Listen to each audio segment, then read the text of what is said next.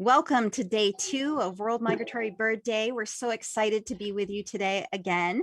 And this is a special day for families, youth, and schools. Although if you're an adult who likes to have fun, we invite you to join us as well. There'll be lots of presentations from information about, hang on just a second. And this is a special day for families. I'm going to stop for just a minute here because I think I've got 2 things playing in the background.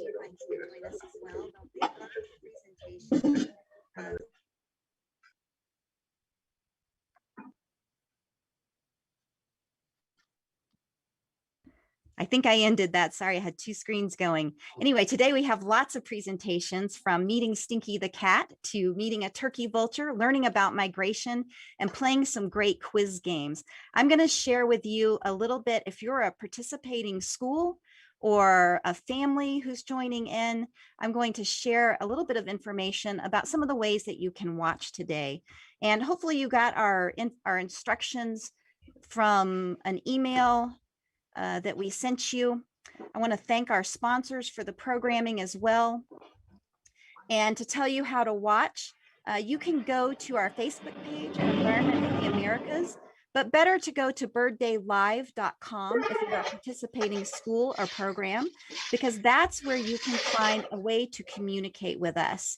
And when you communicate with us, we can talk to you, we can answer your questions, we can bring their questions on live. We can't bring you on live, but we can answer your questions.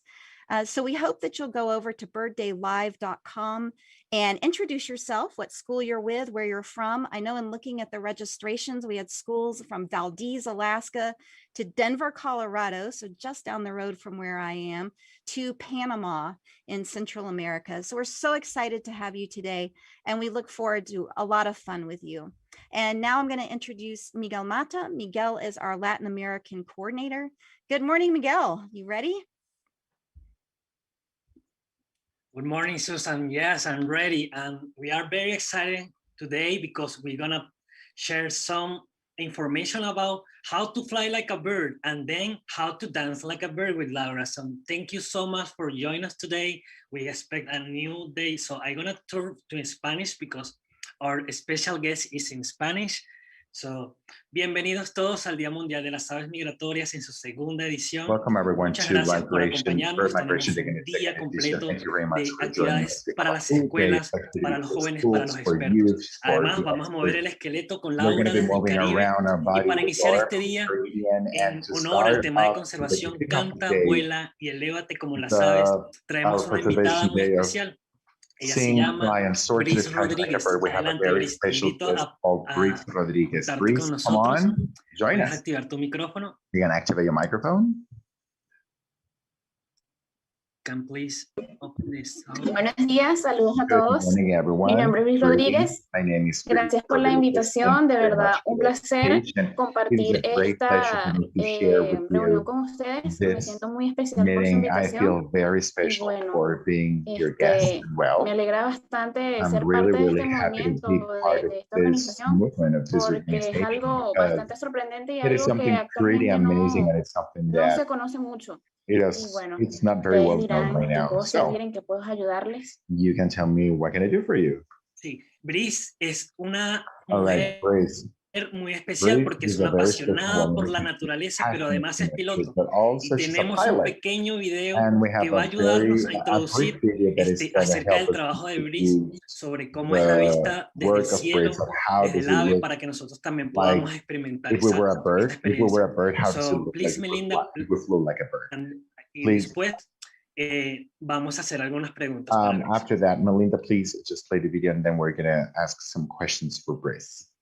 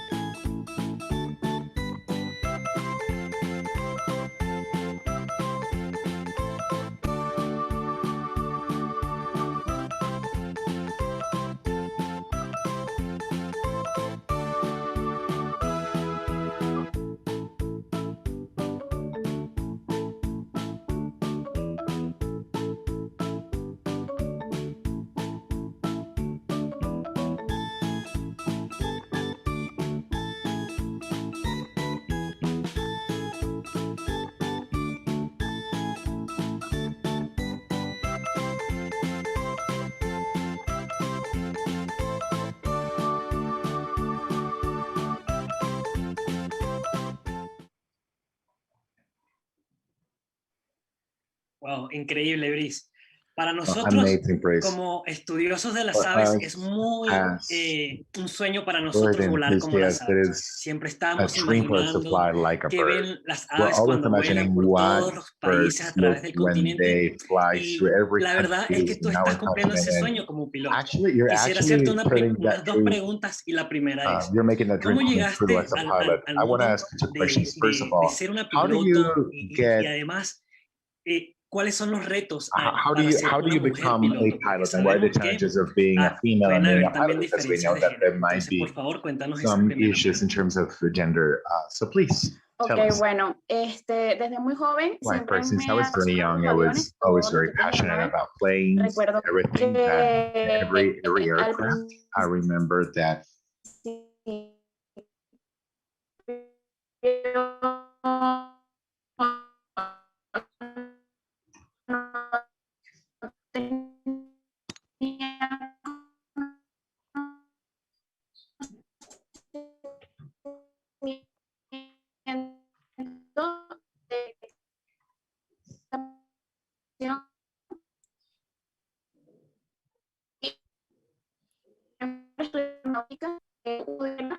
Fueron muchos retos, primeramente. There were a lot of challenges first.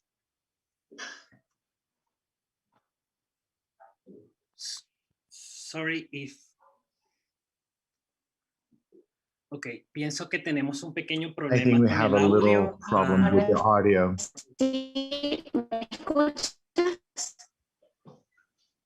Ahora sí, perfecto. I can hear you now. Ahora sí, ok. Continúo. Bueno, luego logré graduarme durante mi proceso de instrucción.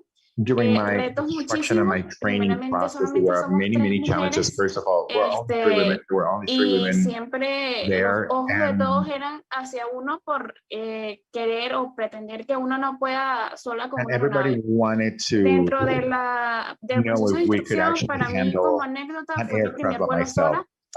Cuando uno ya pasa de volar con un instructor a irse solo en una aeronave, de verdad que ese momento, para resumirte un poco, uno está en la torre de control, pasa un plan de vuelo y se va caminando solo en la aeronave. Recuerdo que en ese momento el aeropuerto estaba totalmente solo y estaba el avión ahí parado solamente esperándome.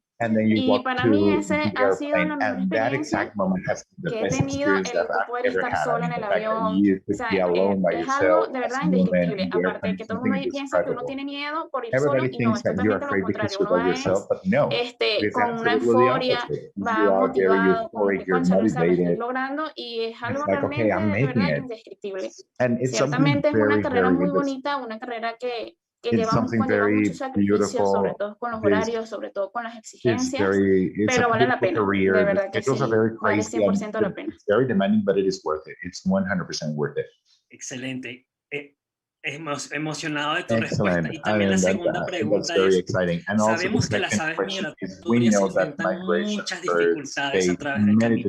Algunas se encuentran con huracanes, otras a veces chocan contra las aeronaves que están volando en la nube. ¿Podrías contarnos acerca de cuál ha sido la dificultad en el clima que has experimentado? ¿Cómo lo superaste? Si has visto alguna ave volando al mismo tiempo. Bad weather, for example, and have you ever seen a bird flying at the same time? Sí. De hecho, créeme que vemos muchas aves, yeah, actually we see a lot of birds, particularly when we take off. Cuando también hay muchas aves cerca de los aeropuertos, cerca de las pistas, que tienden a haber bastante, uno retrasa el vuelo por motivos de seguridad, ya que sí ha sucedido que las aves suelen golpear a los aviones. Y eso trae consecuencias, tanto para el vuelo, de hecho es una emergencia como tal, el avión poder como una ave. De decirte factores que encontramos en el vuelo que nos afectan como tal, mira, factores meteorológicos, es lo principal que uno evita antes de volar, o sea, que no haya lluvia, que no haya cierta cantidad de nubes, el techo de nubes, dependiendo de la altura donde uno vaya a volar, y eso dificulta mucho el vuelo. Me imagino que también para las aves, cuando hay fuertes lluvias, no salen, sino que también se quedan en sus hogares. Igual pasa con las aeronaves, nosotros no podemos podemos despegar con fuerte lluvia, no podemos despegar con fuerte viento, no nos podemos meter en mal clima, es decir, suele suceder que uno despega, por decirte un ejemplo, de Maracay, va hacia Vigía y en camino te encuentras con un mal clima porque en Maracay el clima estaba en condiciones idóneas y entonces uno tiene que rodear la nube o tiene que regresarse. Es bastante complicado meterse en nubes o de repente quizás la aeronave que nosotros en este momento manejamos no tiene las condiciones aptas para superar tal altura y superar. It doesn't have the conditions to climb to that altitude Bien, and to he tenido overcome all the la challenges. posibilidad de I've also pasar had the cerca también de aves possibilities que to están volando fly y de near verdad que es un birds that are espectáculo. flying, and it's a De verdad spectacle. que sí, es algo, una experiencia muy maravillosa, de verdad que sí. Espero que de verdad en algún momento, no sé, puedan no volar desde la parte de atrás de una aeronave, porque es totalmente diferente, sino ir en la cabina como tal. De verdad que la vista y todo es totalmente diferente. Excelente, y para finalizar, quisieras mandar un mensaje a todas esas niñas que desean volar como las aves y que lo pueden hacer a través de ser una piloto como tú, un mensaje para las niñas y las jóvenes generaciones para seguir tu camino. Ok, bueno, mira, de verdad que tanto aquellas personas que quieran ser pilotos o cualquier otra profesión, yo las inspiro en lo que pueda a que sigan, se dediquen cada día. Sabemos que las situaciones personales de cada uno a veces hacen que nosotros no podamos ver más allá, pero creo que la constancia, la dedicación y sobre todo el educarnos fuertemente, constantemente nos va a llegar y nos va a ayudar a conseguir esas oportunidades que tanto deseamos. También las insisto a que dentro del papel que cumplen en el mundo, así sea desde un lugar muy pequeño, ayuden a la naturaleza, porque de verdad que todos los seres humanos debemos aprender a convivir con todo el medio que nos envuelve, con la naturaleza, con los animales, con el agua, con todo. De verdad que es algo muy importante y creo que la vida se trata de un equilibrio, de mantenernos constantemente educados y luchando por las cosas que nosotros creemos que nos pertenecen. Muchas gracias, Bris. Fue un honor para mí tenerte acá y verte después de tantos años. Bris y yo compartimos nuestra adolescencia en Barquisimeto, en un grupo de jóvenes que nos educaron para ser líderes ambientales. Y Bris, recuerdo que siempre estuvimos compartiendo varias actividades. Bueno, ahora como profesional me enorgullece mucho y queríamos compartir tu experiencia con el resto de las personas. Estamos seguros que vas a motivar a muchas niñas y a otras personas en el campo. Muchas gracias por tu tiempo, Bris. Sé que eres una persona muy ocupada, que apenas estás llegando al pueblo y agradecemos realmente tu tiempo con nosotros el día de hoy. Entonces, si quieres mandar un último mensaje, ya estamos listos. Say hello to anyone or want to say something.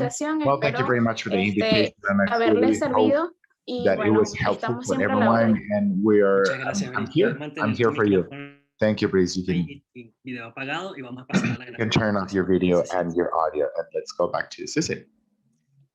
Miguel, I want to go back over our instructions. If I could do that one more time, just to make sure that those people who might be joining know where to go. So I'm going to give that one more time and maybe even again during this presentation. So for those of you who are out there watching Bird Day Live, today's a special day for youth, families, and schools. And like we said earlier, if you're an adult who also wants to learn a lot, well, just come along with us. We have a full day of activities, and coming up next is Zumba like a bird. So we're going to get you moving, get you up. And of course, as always, you're going to learn about birds. If you want to participate, and if you're one of the many groups that signed up to join us today, we invite you to go to birddaylive.com. That is where you will find English, Spanish translation, and where you can chat with us and answer questions. Let us know who you are, where you're joining from, and we'd love to see you on that chat line. So please head on over to birddaylive.com and join us there. Thanks. All right, I'll turn it over to you again, Miguel. Thank you, Susan. Yeah, now we're gonna move we are in Spanish say mover el esqueleto. In English, maybe it's move I don't know, your body. For Zumba Like a Bird, we are flying just to the Trinidad and Tobago, where is our Caribbean World Migratory Bird Day coordinator, Lara Babula. Welcome. Remember, Laura, speak loud to the translation, and everybody will be here joining your dance. Okay, thank you, Miguel, for that really nice intro. So before we get into it, welcome to this session. We're gonna dance like a bird. So we might jump, we might soar, we might try to fly like a bird, right? So it's gonna be a lot of fun. And I tried to be colorful today for you all. Even my hands, I put a little color on it. So it's a lot of fun. So just some tips before we start. Just ensure you have some comfortable shoes on. If it's hot where you are, because it's really hot where I'm from. So you have a towel and make sure you have lots of water to stay hydrated. It's going to be really, really fun, and don't worry if you can't get some of the moves. I will try to break it down for you in the beginning. But if not, you can do your own thing. You could freestyle. You could have so much fun with it, right? So before we start, I'll share my music and we'll do a light stretch, then get into a little bit of a warm up, and then we get into flying like birds. All right. So let me share my music quickly.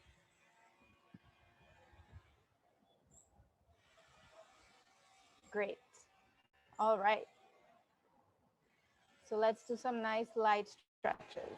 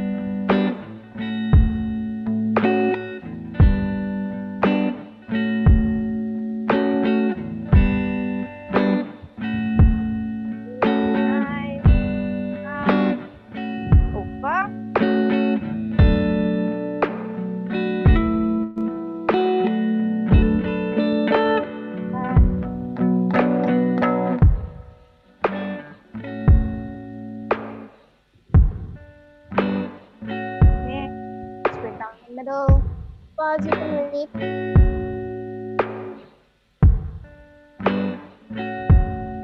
One side.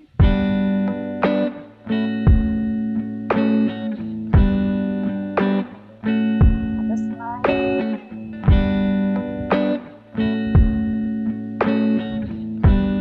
Middle, bring your feet together.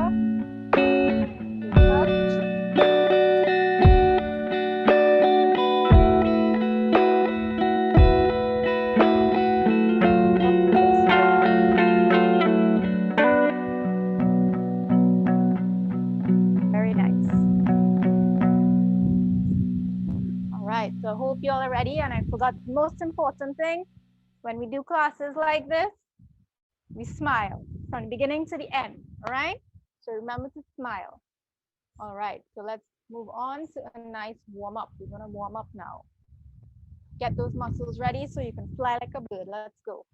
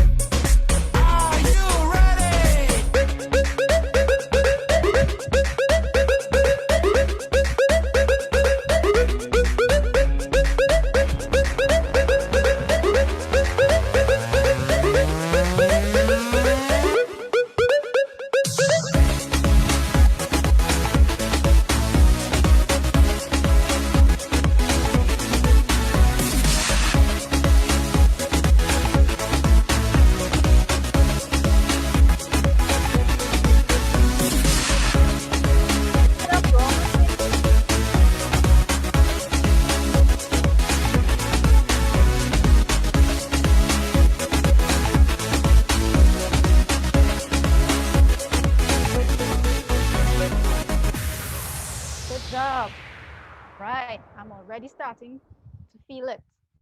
Okay, so for the next song, we're still warming up a bit, but we still have some bird movements.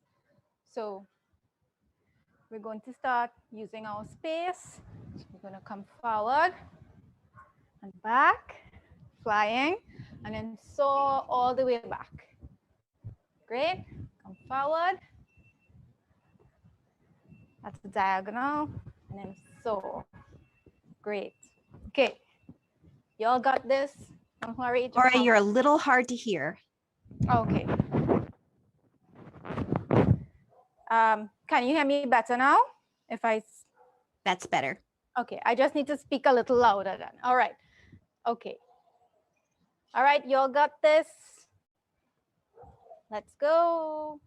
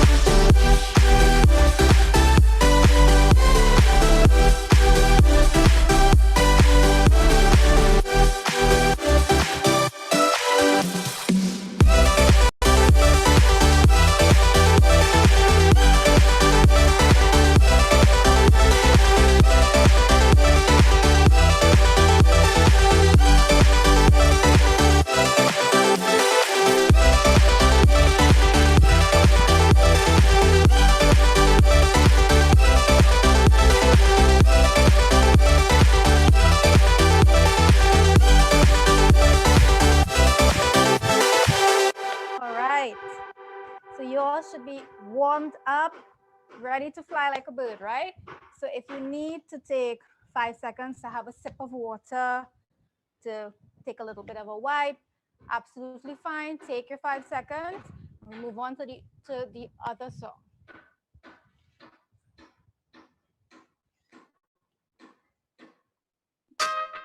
All right. Still a little louder, Laura. A little louder still? Yeah, thanks. Okay. Okay. So just some tips for this next song. It is inspired by the Upland Sandpiper. So they move their necks like this when they walk. So we're going to be doing this, the other side. And then they also do a little bit of a bob.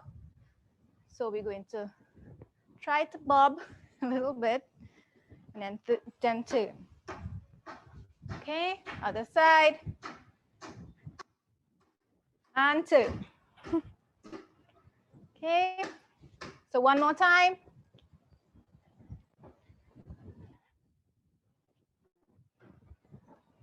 Great, and then bob and turn. Okay.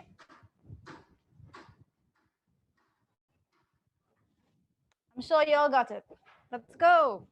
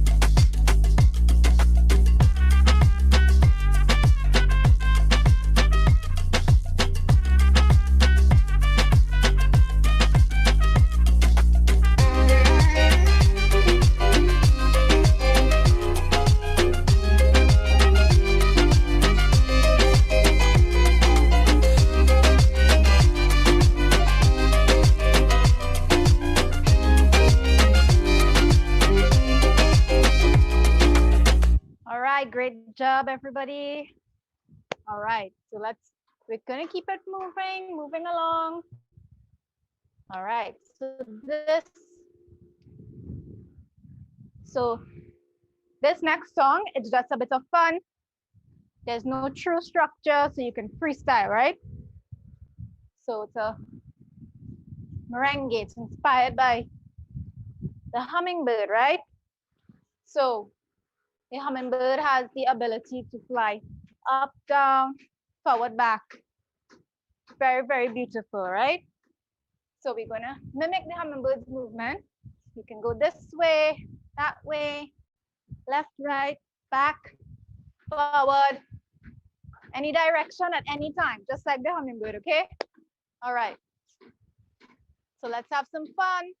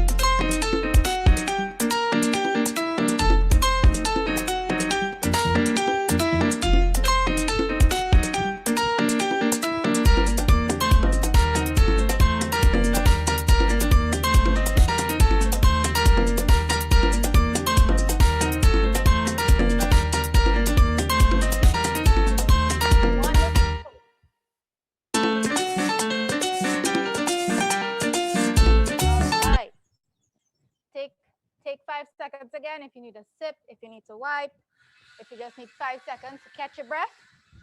Take 5.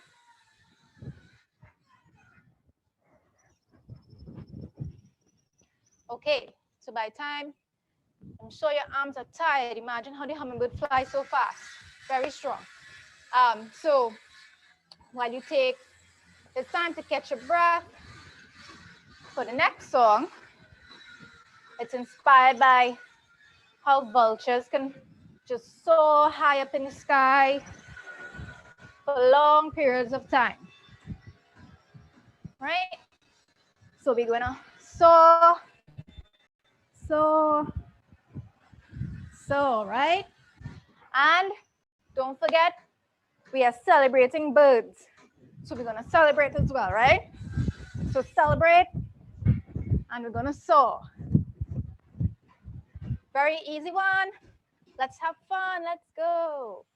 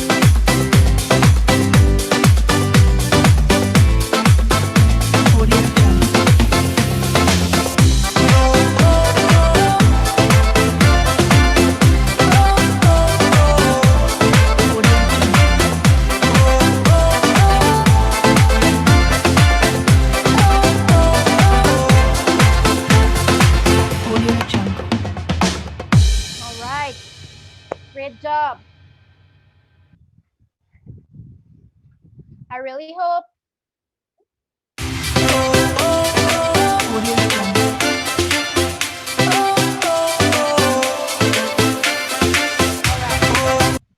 So I hope when you were soaring like the vulture, you were imagining all that you can see from what you all saw in the previous video from our view from an airplane, just like how birds see the world, right?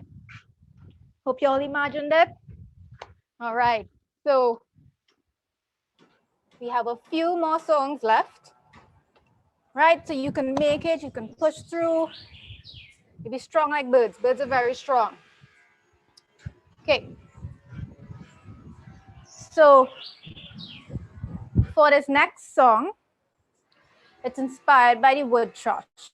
So they like to jump in the leaf litter. So we're going to jump like a bird, right? So step forward, jump back twice, step one leg, step another leg, jump twice. Okay? Just jump. Just jump anytime you feel like jumping too. That works too. All right.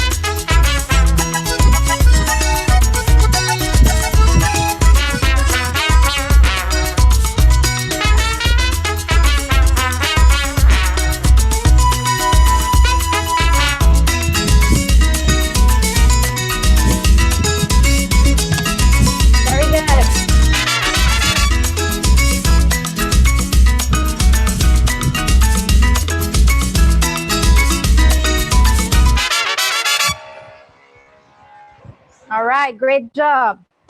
There's a lot of background noise, so I really hope you all are not hearing it, but all right. Let's take a wipe if you need it, right? So, all right, our next song is inspired by a lot of those, you know, the ducks, green-winged teals. They like to shake and shimmy, okay?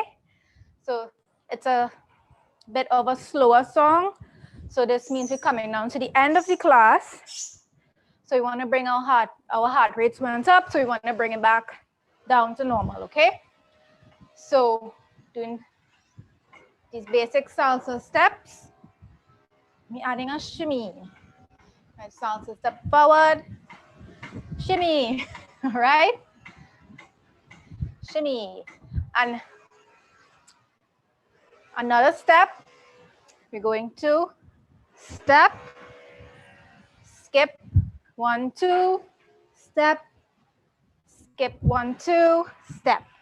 And then we're going to add a turn. So skip and turn, spread your wings, right? So skip, step, turn, spread your wings. Okay, it's a bit complicated, If you don't get it, you can just turn, spread your wings, turn, spread your wings, okay? All right. Hope you're having fun, so let's go.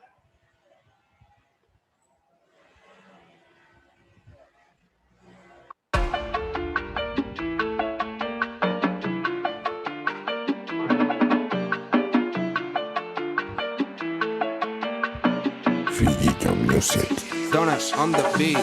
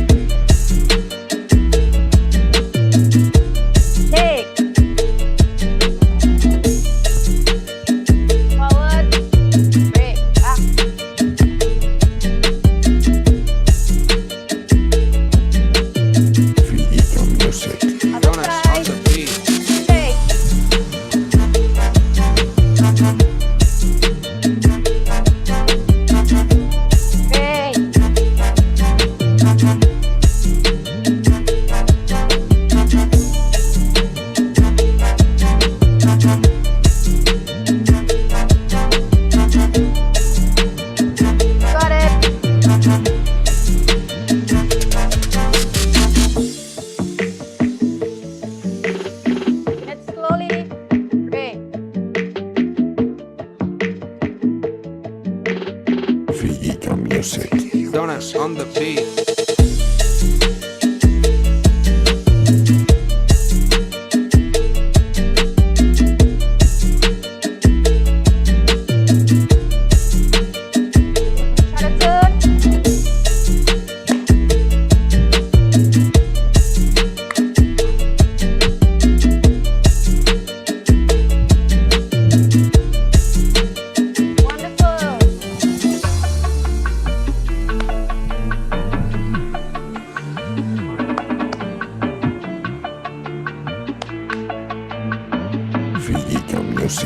Donuts on the beat. Forget it, Jake.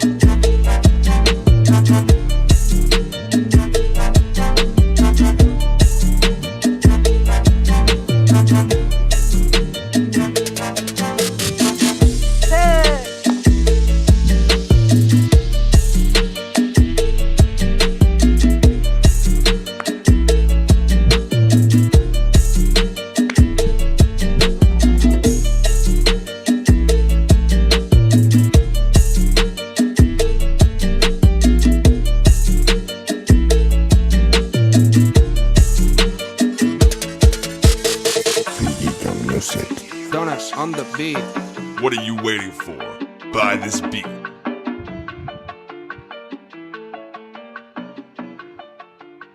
All right.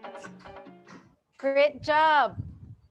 All right. If you need a few seconds, have a sip of water, stay hydrated. It's important, especially if it's hot. You know, just take 5.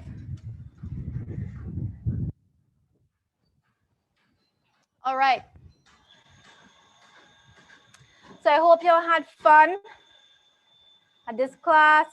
I hope that you learned a lot or learned something new about birds. You all could even teach me something about birds by sharing it if you're looking on, or if you try the class out along with me.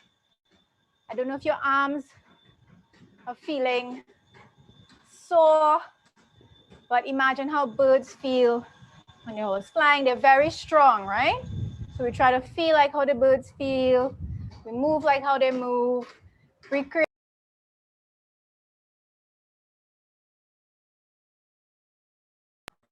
All right. So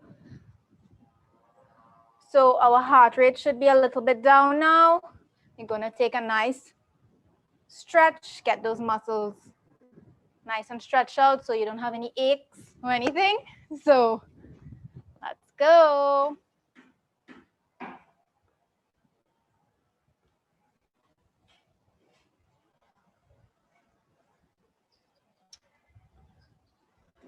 All right.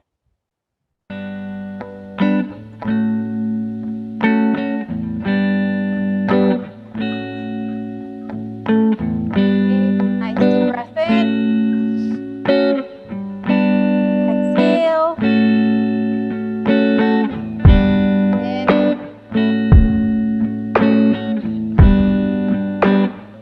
Wonderful. Inhale.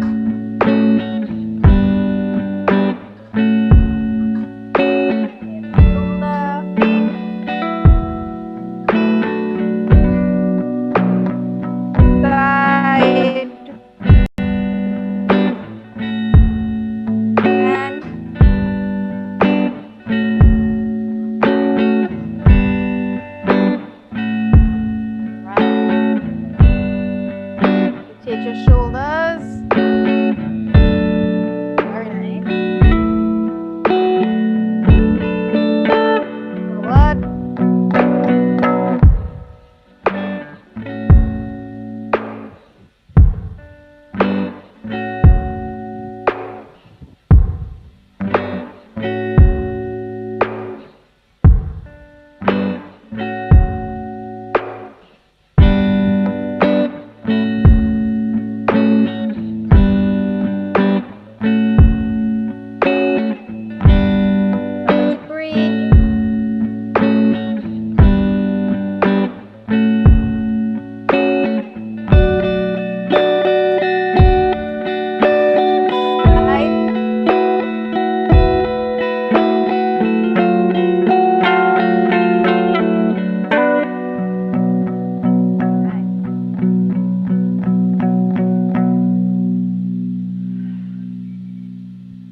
Other side.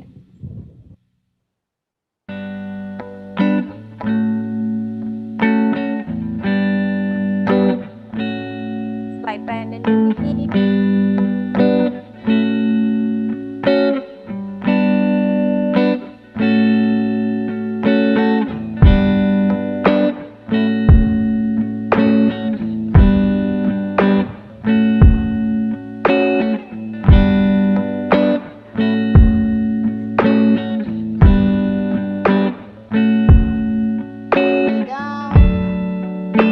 As far as you can go.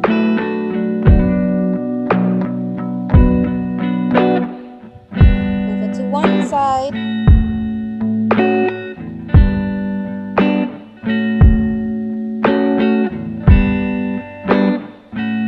Other side.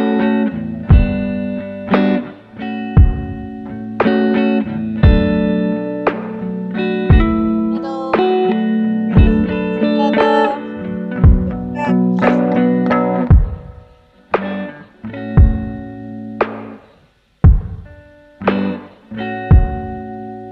Okay. Come up slowly. Great.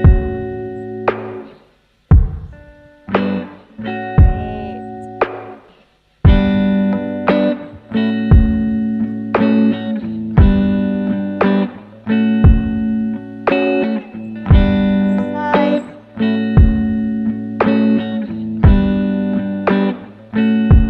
Wonderful. Okay, let's see if anybody can balance like a crane. 4, go. Wonderful.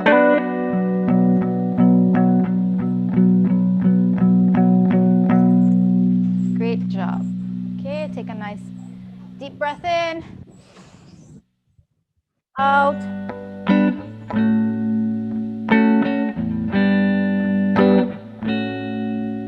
One more. Nice deep breath. Exhale. Give yourself a round of applause.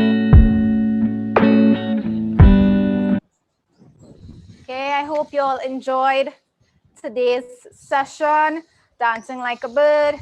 It's okay if you felt silly. It was all about having some fun and learning some new things about birds, okay? So thank you all for having me. It was great. I see I'm a few minutes early, but I guess that's okay. Thank you very much, Laura. We really enjoy all the movement with Migratory that you show us. And now, you want to share something to end your session, Laura? Some invitation for the session this afternoon? Yes, thank you for the reminder, Miguel. So we have another session this afternoon. It'll be the same class, but it's going to be fun. Maybe Miguel might join us. So it'll be a great time. I think it's scheduled for 4 o'clock Eastern time, if I'm right. Yes, it's in the afternoon for 4 o'clock. Yes. So if you missed this morning session, you can join us this afternoon, okay? So get some comfy shoes, a nice clear space, some colorful clothes, and join us. Thank you so much, Laura. And now I want to invite you, Griselda, to join us here in the Zoom. She gonna present our next speaker. It's not a person, it's a cat. And Griselda gonna tell us more about how cat can be bird friendly. So thank you so much, Griselda. Welcome. Yeah, thanks so much, Miguel, for having me again. Yeah, I'm so excited to introduce today. We're gonna have Stinky, the friendly cat. So I'm really excited. We're gonna learn all about how Stinky can be cat friendly, since it can have a huge impact on birds and their ecosystems. So Stinky is really a model cat who never heads outdoors without his leash. So I am hoping also to introduce Andy, who is Stinky's owner, so she can tell us a little bit more about herself. I know she works for the U.S. Forest Service, and also she can tell us more. Yeah, we're all excited to learn more about Stinky, the cat-friendly cat. The bird-friendly cat. Thank you for the introduction. I was hoping I could share my screen so you could see a little presentation about Stinky. Is that okay? Yeah. You should be able to share your screen. I'm not seeing the option. Yes, it should be a green button at the bottom that says share screen. Oh, I see it. Yeah. Sorry about that. Great. Awesome. Okay, great. Hi, everyone. My name is Andrea Jardina. You can call me Andy. And yes, like Griselda said, I'm talking about my cat, Stinky. And I do feel like it's a little bit misleading to describe her as bird friendly, because I think if she had the opportunity, she wouldn't be. But as her owner, it's my responsibility to make sure that she can't harm any birds. So yes, so she is bird friendly. And a little bit about the star of the show. That's a cute picture. Stinky is 3.5 years old, and I rescued her in Panama. She was a street kitten, and took her off the streets. And we lived in a really rural community in Panama for the first 1.5 years of her life. So she was indoor outdoor, because in Panama it's kind of customary to keep your door open so your neighbors can come and visit and have a cup of coffee. So she was in and out of the house. And cats are hunters, so she did wreak havoc on the local wildlife, which was not ideal. So once I moved and I was able to keep her indoors, I started harness training her. And for the past year, Stinky has been going on leashed walks. And a little bit about me. I work for the U.S. Forest Service, and I'm from Effort, Pennsylvania, and I currently live in Washington, D.C. I studied environmental science at Moravian College in Bethlehem, Pennsylvania. And like I said, I served in the Peace Corps in Panama from 2017 to 2020. And that's when I got Stinky. So I'm going to talk a little bit about the dangers of letting your cats outside. And so I've owned cats my entire life. And when I was younger, our cats were all indoor, outdoor, until I learned about these dangers. So I told my parents and we moved all of our cats inside and wouldn't let them outside again. So obviously there are dangers to your cat, and those I listed those first and foremost. You know, cats like to lay in the middle of the road because it's nice and warm, but that's not the most ideal place for a cat to lay. Wild animals, depending on where you live, there are bears, coyotes, birds of prey, are a real danger to cats, as well as other domesticated animals, other cats and dogs. People, unfortunately, too, can hurt your cat if you let them outside, and your cat can get lost. And in addition to that, your cat poses a real danger to wildlife. So cats are naturally born hunters, and it doesn't matter how beautiful or rare or endangered an animal or a bird is. It's in their nature to hunt them, and they'll probably harm them and most likely kill them if they are able to. And so I got this off of the internet. The American Bird Conservancy says that cats are the #1 threat to birds.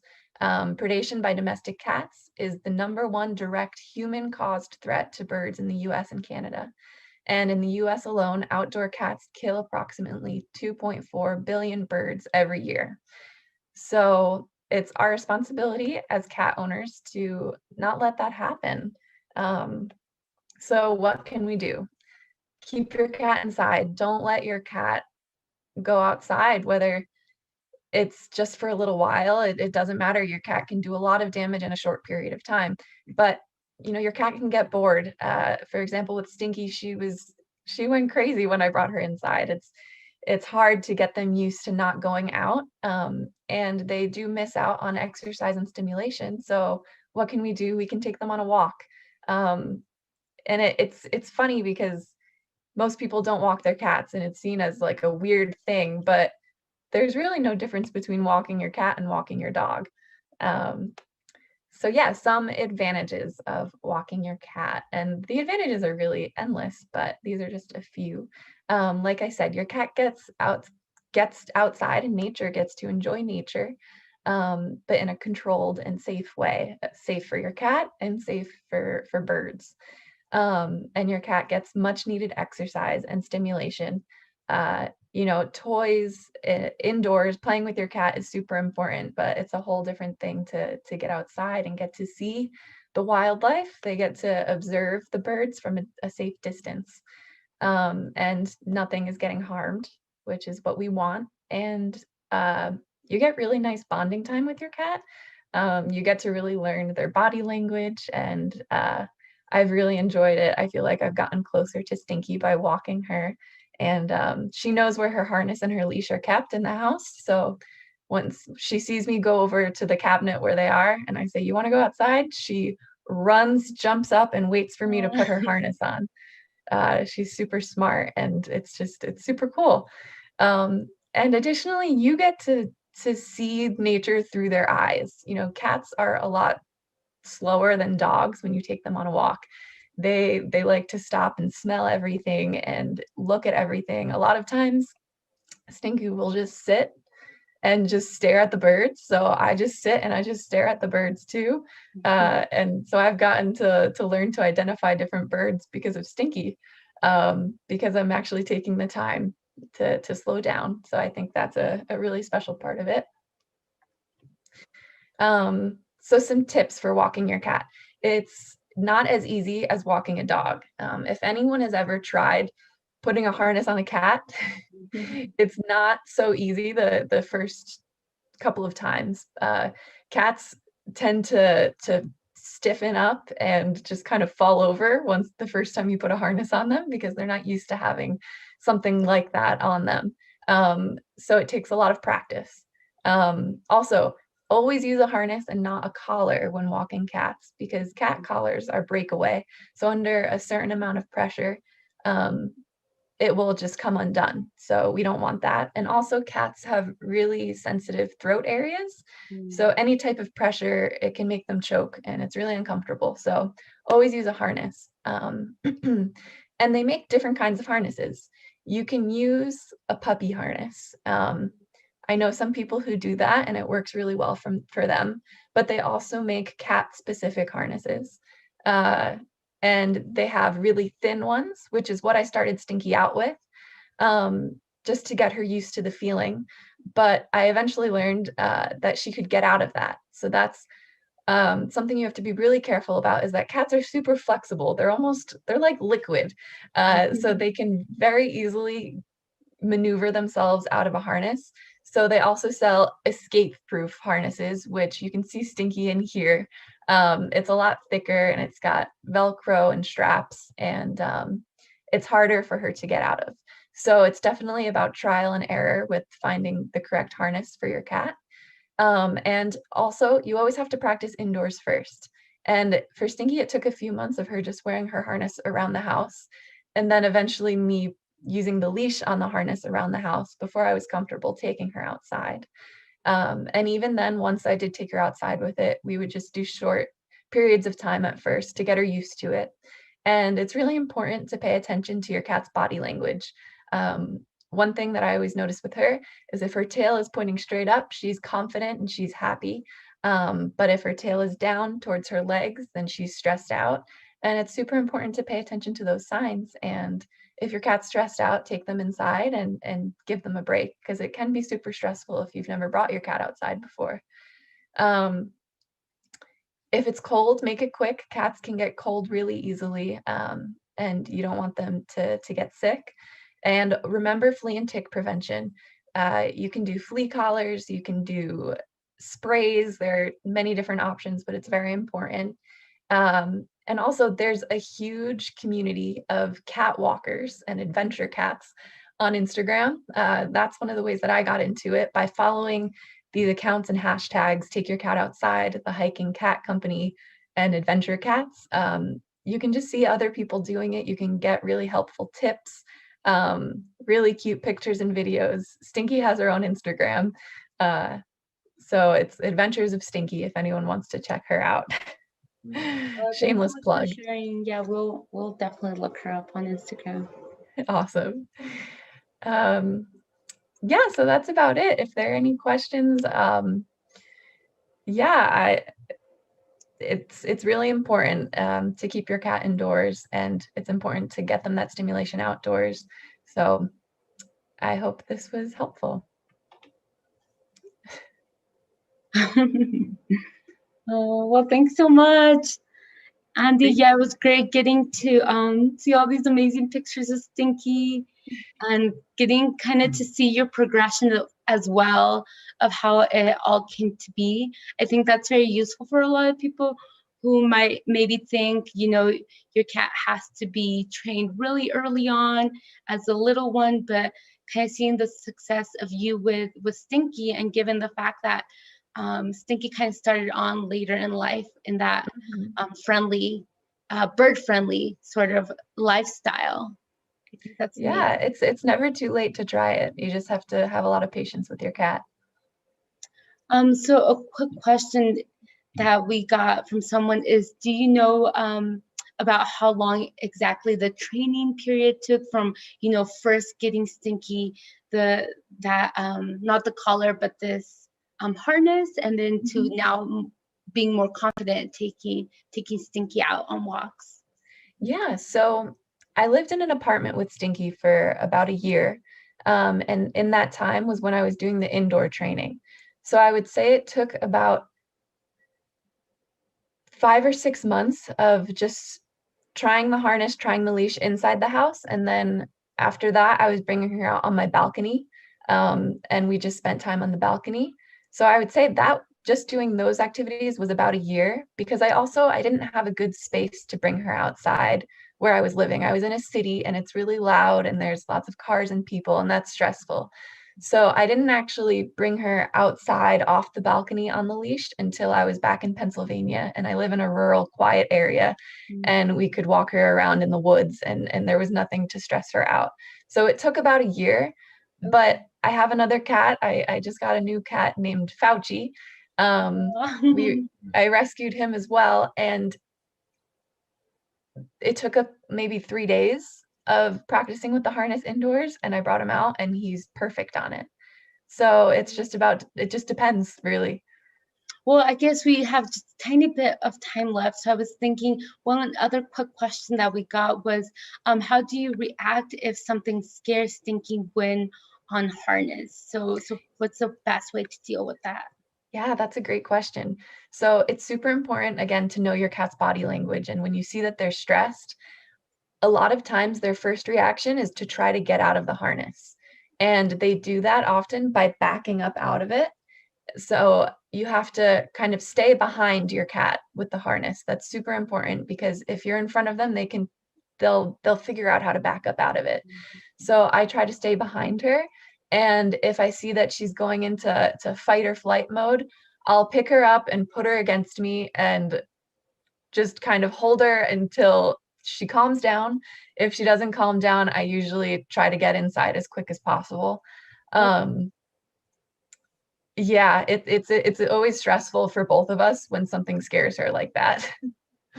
Well, thank you so much for being with us today and joining us, sharing a little bit more about your experience. We were so excited to learn. And maybe, yeah, we can share your Instagram for Stinky if you want to maybe put that on the chat really fast. And we'll Yes, I'll add it to the chat. Great. Thanks so much for joining Thank you us. for having me.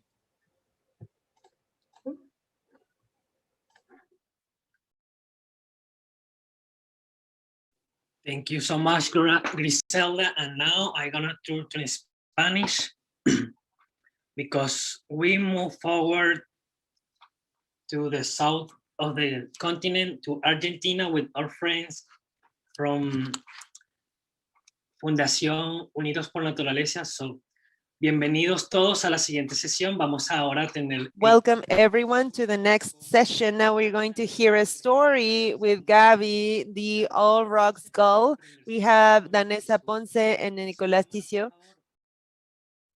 Can you turn on your camera, please? Danessa is a member of the Huerto Los Ayamanes Foundation in Argentina, which we are allies with for a couple of years now, and so we're very excited. So we're going to read the story about Gaby, the All Rock Skull, and then after that, we're going to invite Nicolás Ticio, who's the author of this story, and also another couple of stories related to nature that were written in Latin America. So Danessa, introduce yourself, tell us what you do, and then we'll start the presentation. So you can share your screen if you want to. Hello, good morning, everyone. Like you well mentioned, Miguel, we are here in Argentina, and this story is inspired in the original people's populations and in the endemic species of birds. And it's by author Tito Nadaski and Nicolás Ticio. I am part of the staff of the Los Huertos Ayamana Foundation, so I invite everyone to visit us online through Instagram, SH Los Ayamanes, on Facebook or the official website. This foundation, what it works with is on education, especially environmental education, and especially aimed to children. So the stories that we have are narrated for kids. I'm going to share my screen and I'm going to start telling you about this story.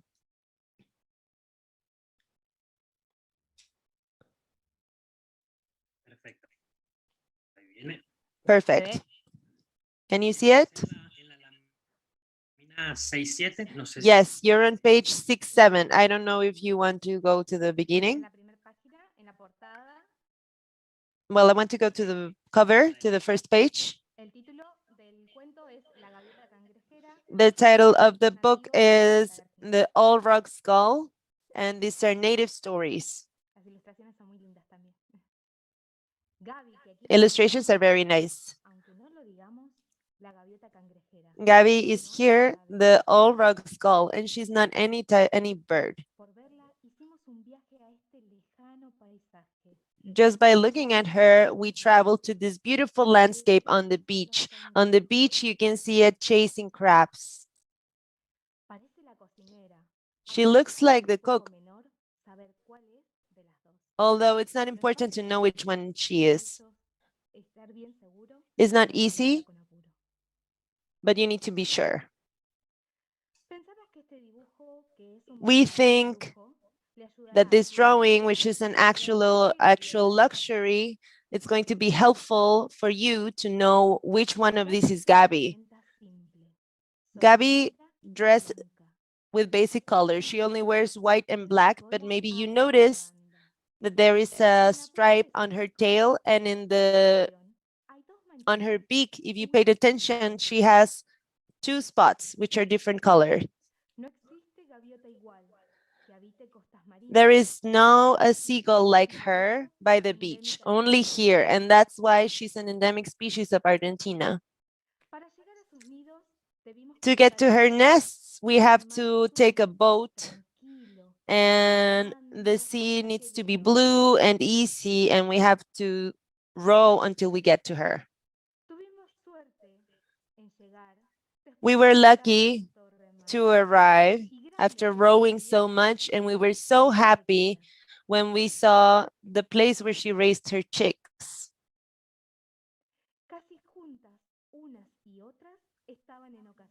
So all together, we're incubating her 3 eggs, which is olive green with brown spots.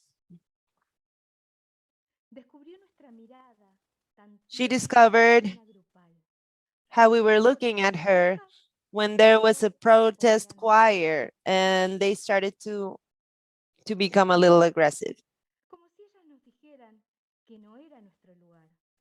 They were telling us that this was not our place, and since we felt that we were bothering them, we decided to go back.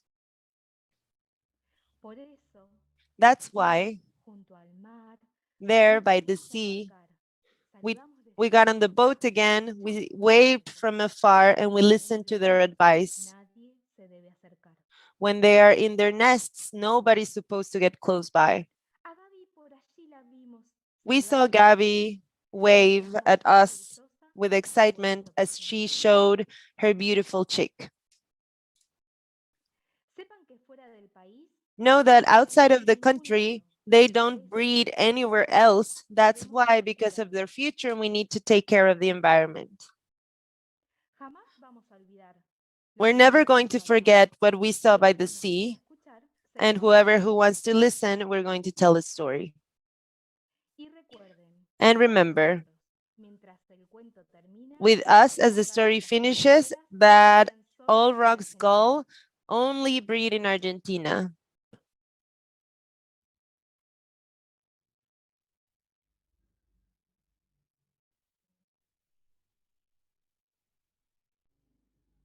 Muchas gracias, Danessa, por esa introducción. Thank you, Danessa, for that presentation and that beautiful reading. I am sure that today, for the day that we prepared for schools in Latin America and throughout the world, I'm sure all kids enjoyed this unique seagull from Argentina. I have a question for you. Have you seen Gaby, the all-rock skull? Yes, I've had the opportunity to travel to Patagonia, Argentina, and get to know those 2 types of seagulls that live there. Which one of them is the all rock skull? Ahora vamos a ver un pequeño video de cómo now we're going to show you a video of the habitat of this all rock skull and how it lives in nature. Give us just 1 minute while we organize the technical details to share the video with you.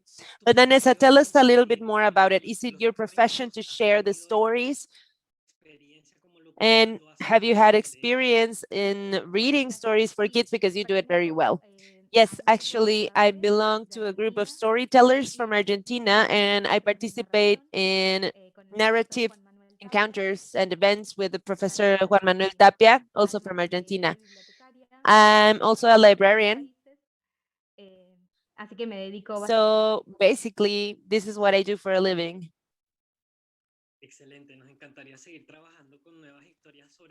Great. We would love to continue to work on new stories about birds that connect our world. So we're here for whatever you need. But meanwhile, we want to invite Nicolás Ticio so he can turn on his camera to share this story. Nicolás, are you here?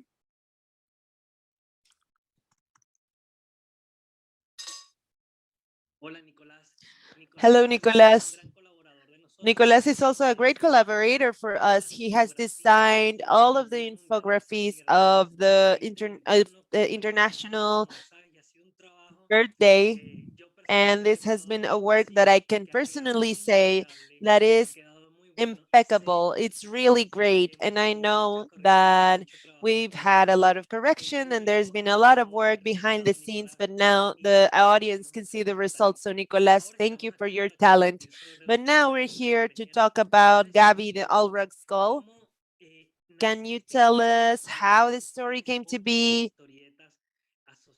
And also you have other stories related to this one. So what is your intention with the series of stories that you want to tell? But well, before replying, we can play Gabby's video on nature. So we can play the video now. And then Nicolás will answer the questions.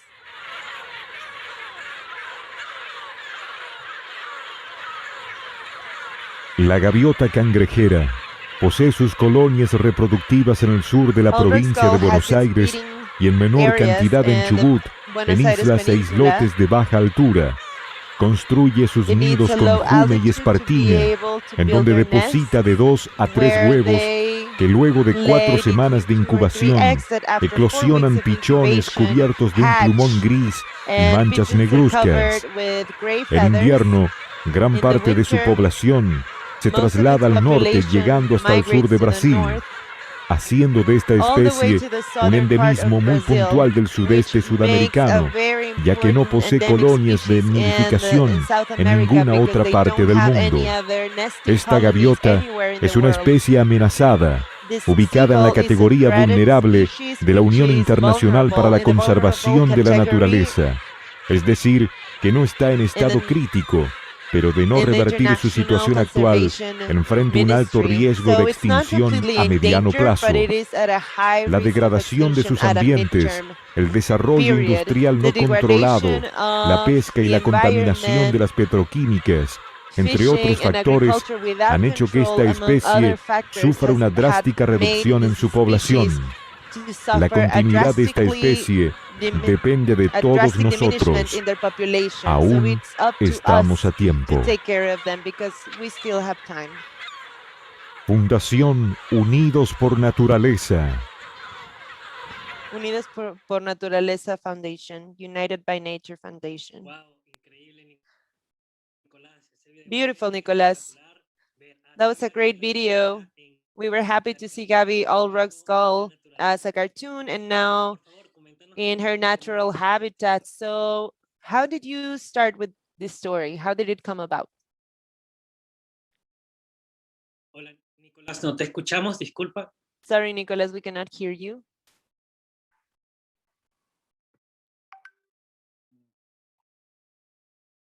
Ahora, Nicolás. No? Nope, we can't hear you. Maybe if you're using a microphone, can you unplug it or shut it off and use the one on the computer? Can you hear me now? Yes, perfect. As I was saying, that Gabby's story, it's part of a series of 10 stories with the possibility of having more, and they're all about animals in the Americas. Gabby is based in Argentina, but the story includes pumas, the tapir. There are different animals that are under threat And in each story, we wanted to portray the problems that they face. And well, Gabby, we thought it was a very interesting animal because it's a seagull that is not very well known because it's endemic of Argentina and it only breeds here. And there is a high level of threats. There's only about 5,000 individuals left of the species. So we thought it was interesting to write a story about this specific seagull. That's how it came about. This is the first story from the series of stories that we have. And Nicolas, just one thing. Are you carrying out a research with Gabby and with the all rock skull species? Have you been able to visit the colonies? We saw that you're part of the cartoon. But are you also carrying out a research? No, not a research as such. I did have the opportunity to visit the colonies 3 times. It was an amazing experience because that's where this video and the story came about. So Gabby was the first story and the one that worked as a foundation for the other stories. So what other animals are you working with? What another bird?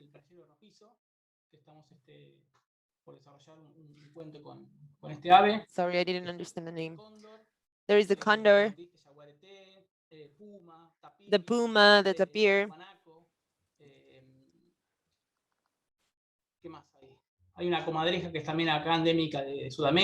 The guanaco. There's also a weasel that it's endemic of South America. It's only 10 so far. And how is your creative process? Do you go out to the field, take notes? Do you get in touch with a person, for example, with Danessa, who works in education?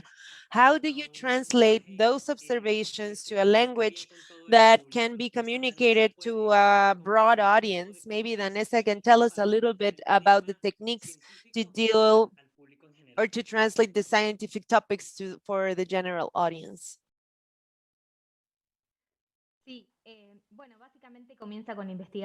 Well, it basically starts with research. We get in touch with professionals and we start to gather materials. For example, a photograph, it could be from an aficionado, from a professional. And what we do first, we locate the person in the physical space and in the real space of this ecosystem to then we can introduce them to the narrative, to the stories, the poetry. And here also, through the illustration, we can see the mix of the real photographs with illustrations or with drawings. So we do see the real landscapes, but also how those landscapes are translated in an artistic way to illustration. So Danessa, can you share a tip with us if someone wants to become a storyteller? Can you tell us the steps to follow, like the 5 steps or the 3 main steps to follow to become a storyteller? Well, first of all, you have to like it. You have to like to share with others this type of stories. Well, any type of story, really. Second, we have different types of stories, of storytelling. One is reading, where the person is holding a book with their hands and you read it out loud. And another one is a shared reading. So with the book facing the audience to share the text with the images. And now we have these digital platforms that allow us to interact differently. Also with the text, in this case, this was a 2D platform, but the illustration can also be interactive. So maybe we could make the seagull fly, or you could make the chick make a sound.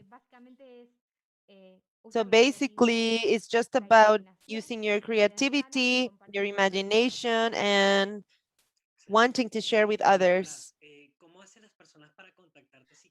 So Nicolas, how can they get in touch with you if they have a similar idea about an animal in their country? How can you help others to create their own stories, both as a designer and as an author of these stories? Well, you can find me on any social network. I am Nicolas Ticio, or I can leave my email in the chat box. No problem. You can just get in touch with me and you can ask me any question that you have. I'll advise you on that without problem. Great. Then thank you so much to both of you for joining us today. We want to let you know that this is being translated from Spanish to English to be able to reach everywhere in the world. And we're also live on Facebook, YouTube, and different platforms. So thank you so much for your time. And do you have a last message before finishing the session? I just want to thank Danessa because of the beautiful reading of the story. She did it very well. And well, I want to thank Environment of the Americas for giving me the space to speak. In the name of Huerto de los Ayamanes Foundation, we also are very thankful for the invitation, and thank you, Nicolas, for trusting me to read your story. Great. Then thank you so much for your time. I want to invite you, Jorge, from the Environment of America, who's going to present the next speaker, Devin. Jorge, are you here? You're going to present Devin or? Okay.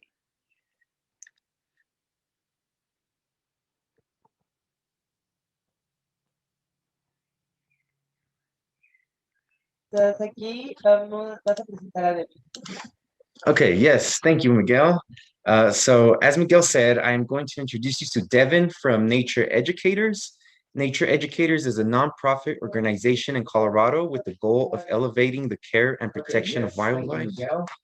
So as Miguel said, sorry about that, by connecting people to the wild. So today, Devin is here to educate us on turkey vulture behavior and ecology, and we'll even get to meet one in person. So thank you, Devin, for being here. I'll hand it over to you.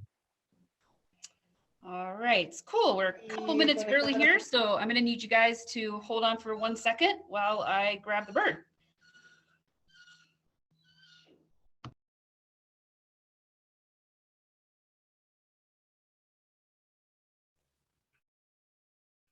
Thank you, David. Maybe mientras esperamos, Jorge, you can introduce yourself and what is your work in EFTA. People want to know what you're doing in our organization. Sure, yeah. So my name is Jorge Vargas. I'm a recent graduate from the University of Colorado at Boulder. My degree is in environmental engineering, but the work that I am doing at Environment for the Americas is in data analysis. So I'm helping with a couple of reports that we're working on, and just anything really that, you know, all the awesome projects that EFTA does, like the education programs, Bird Camp, Bird Day Live. So yeah, it's an awesome place and I really enjoy working here. And it looks like Devin has just joined us. Right. You hear me okay? Okay, awesome, Devin. So I introduced you and your group earlier and kind of talked about what you're going to be sharing with us today. So yeah, I'll hand it over to you now. All right, so my name is Devin. I'm the founder of Nature's Educators, which is a nonprofit organization under the Fish and Wildlife Service to care for non-releasable birds of prey. And so this guy, this is Styx. This is one of our captive turkey vultures here. This bird was abandoned as a chick. The nest was blown out of a tree in Colorado Springs, Colorado area. And the two babies fell on the ground. Now, typically, the parents will continue coming back to care for the offspring, but unfortunately, in this situation, that didn't happen, and the babies were abandoned. So a concerned family did the right thing. They scooped them up. They took them to a licensed wildlife rehabilitation facility, and they were cared for and released back to the wild. But they returned about a week later emaciated, which means starving, hungry. They weren't able to find food on their own because they are what we call human imprints. So these birds imprinted to humans on food. And so this bird would have no idea how to survive on his own in the wild. Of course, we tried that, didn't work because he doesn't understand how to find food. Now, speaking of food, turkey vultures are eating stuff that's already dead or stuff that's rotting, because sometimes they will eat fruits and vegetables that are rotting as well. So this bird has some special adaptations or tools on his body to help him find and eat things that are dead and things that we would think would be, ooh, gross, I don't want to eat that. But he loves that. That's his job. His job in the ecosystem is to be the cleanup crew. So he's very, very helpful. And so one thing that you might notice is that most vultures, and I say most because not all, most vultures are missing a lot of feathers on their head. And that helps this guy with two different things. For one, if he's sticking his head into a carcass, let's say an elk or a deer, and he wants to get between those ribs or in and out of that body cavity, if he had feathers all over his head, when he tried to reverse his head, he could get stuck. So it helps him to be able to stick his head inside a body cavity, but by not having very many feathers on his head, it also helps to keep him clean. So sometimes we have in our minds that these birds are kind of dirty just because they're eating this really gross stuff. But that's not actually true. Turkey vultures stay very, very clean. And you might notice also that he's sitting here with his wings out. This is called a heraldic pose. This helps him with two things as well. And for one, it helps to also keep him clean. He has these really dark iridescent black feathers that help to absorb sunlight to bake bacteria off of his feathers. So that's another way that he's keeping clean. But it also helps to heat him up. Sometimes we'll see these guys doing this heraldic pose first thing in the morning when it's kind of chilly out. And they're using that warmth from the sun to heat their body so they don't have to use as much energy internally to get up and start flying. He also has something else that helps to keep him clean, and that's his urine. Which is kind of gross to think about, but this bird does something called urohydrosis. He goes to the bathroom down his legs onto his feet. And it's kind of hard to see here with the angle, but you might notice that his feet are kind of white. His skin is red, but his toes and legs are white.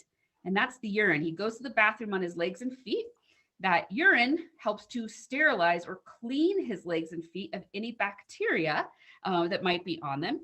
Urohydrosis also helps to keep him cool. So he's heating his body up, but he needs to keep his internal temperature cool. As he goes to the bathroom down his legs onto his feet, evaporation from the sun happens, helps to pull the moisture away from his legs and feet, which in turn pulls the heat away from his body. Most birds regulate their temperature through their legs and feet. Now he's got some other really cool adaptations or tools for survival here. Another one of those is that his septum doesn't go all the way down to the end of his nose like ours does. So when he turns just right, you'll be able to see all the way through his nostrils. And that again helps him with two different things.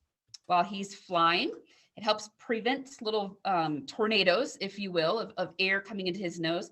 So he can still breathe and get a good sense of smell while he's flying through the air. While he's eating, by not having a septum go all the way to the end, it also helps to keep his nostrils clean. And sometimes you'll see these guys right after they're done eating, their nose will start running and you'll see them kind of like picking their nose. So that mucus, that moisture that's in his nostrils are helping to flush anything out that could have gotten in there. And then he'll use his talons and clean his nose up. So very cool bird. Now, sometimes they are confused with the bald eagle. Now, we all know that bald eagles aren't really bald. Between 5 and 6 years, bald eagles have white head feathers that from a distance make them look like they don't have feathers or like a reflection off of somebody's bald head. Well, turkey vultures really are bald, and bald is beautiful for these guys.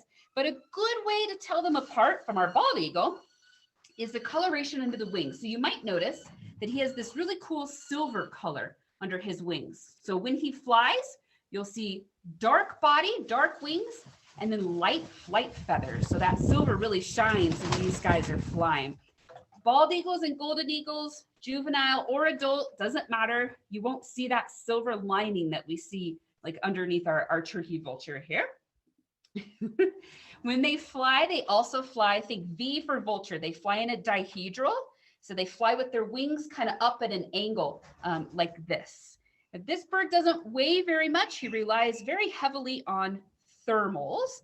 And thermals are warm, rising columns of air. And so we'll see these guys kind of floating around and they hardly have to flap. It's so easy. This bird only weighs 3.5 pounds.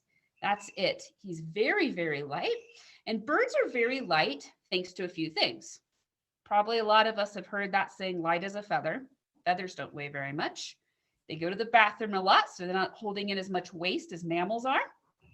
And birds have pneumaticized bones. Pneumaticized bones are hollow. So he actually has the ability to breathe into some of his bones, which is weird for mammals to think about. But he does have air sacs running into some of his bones there. And that's why breaking a bone, especially far up close to his body, like his femur or up against his shoulder, those bones can have air sacs running through them for some birds. And so that could be very devastating for them. So this guy is 12 years old. Again, he's been in captivity pretty much since he was a hatchling. He was released there for a little bit and returned. But in captivity, turkey vultures can live for a very, very long time. They can live into their 30s, upper 30s, lower 40s, where in the wild, about 20 to 25 years is the average lifespan for a turkey vulture. Now, for us here in Colorado, we really only see these guys out, well, we have them back now, so mid-April to mid to end of October, and then they head south. So they are a migratory species for us here in Colorado. Some of them will fly and overwinter in Texas, and some of them will continue on into Central and South America. And then some turkey vultures will stay year-round in Texas and other southern states. But we don't tend to see these guys in the winter unless they're lost or we have strange weather like we've been having lately. So these birds are incredibly, incredibly important to the ecosystem. He has very, very strong stomach acid. This bird is immune to E. coli. He's immune to salmonella. His stomach acid is so strong, it can even break down anthrax. That's how powerful it is. So when he eats something, his food goes into something called a crop. It's like a little storage sack that sits right here. And sometimes when you see these guys after they eat, they look like they have a little apple sitting right there because that skin pushes out and you can see it from behind the feathers there. So it looks kind of silly. And then he'll move away because he doesn't want other birds like a golden eagle or a different vulture to come in and try to steal his food. So he's going to hurry and eat as much as he can and then move away so that he can sit and digest that slowly. Then it goes down into what's called a proventriculus, his stomach, essentially. And his stomach acid really breaks it down, breaks it down, breaks it down. Now, he has a unique way of defending himself. Turkey vultures don't have the ability to make any calls or any vocalizations like most of our other raptors can. So instead, he will push air out very quickly, make kind of a hissing sound, like a pss, pss sound. Well, if he's sitting there eating at a carcass and a fox or a coyote or a golden eagle comes up and startles him, that hissing sound is kind of scary, but not really. So he needs some other way. He's checking himself out in the camera now. He needs some other way to help defend himself. So he vomits. Vultures will vomit at whatever is coming toward them. So if a coyote scares him, he will hiss and then he'll throw up. Now, you wouldn't think that'd be so scary, but it smells absolutely horrible. And you can imagine he's eating really gross stuff. That smells bad. He's eating a lot of bacteria, also smells very bad. And then that stomach acid breaking all of that down and getting it all heated up and then coming back up smells even worse. It is one of the worst smells I've ever smelled in my life. It gets into our clothes, it gets onto our shoes, we're done. We have to throw those away. That's how bad it is. So it actually is a very, very helpful defense mechanism that these birds have. Juvenile turkey vultures look just a little bit different than our adults. You'll notice that this bird has soft black feathers on his head, little tiny down feathers, and red skin. The juvenile turkey vultures, the ones under a year old, will have black colored skin and quite a bit more feathers. So many times, juvenile turkey vultures are confused with black vultures. Black vultures, though, have a little bit shorter wings, shorter tail, and they have kind of a flattened face. They have more of a long, skinny beak. They don't have that big, wide beak that our turkey vultures have. Now, rarely we will see black vultures here in Colorado. 2 have been reported that we're aware of. One in 2009 was spotted in Castlewood Canyon, and one last October, actually, that ended up at our rehab center in Sedalia. Very, very strange. So we have had at least 2 that we have spotted here in Colorado over the past few years. Now, these guys also, like I said, are very, very important to the ecosystem. They are the cleanup crew. Without turkey vultures, we would have dead stuff laying around. We would have disease. We'd have lots of bacteria. So these guys are incredibly important, as all scavengers are, to the areas that we live in. Now, the reason that we see them move south is because A, they don't have the down, they don't have the insulation that our other raptors that stay here do. But also it's a lot harder to find carcasses in the snow for these guys. They need to rely on their sense of smell rather than their eyes or ears to find their food. And in the snow, in the wintertime, all that stuff can get covered up or it could freeze very, very quickly.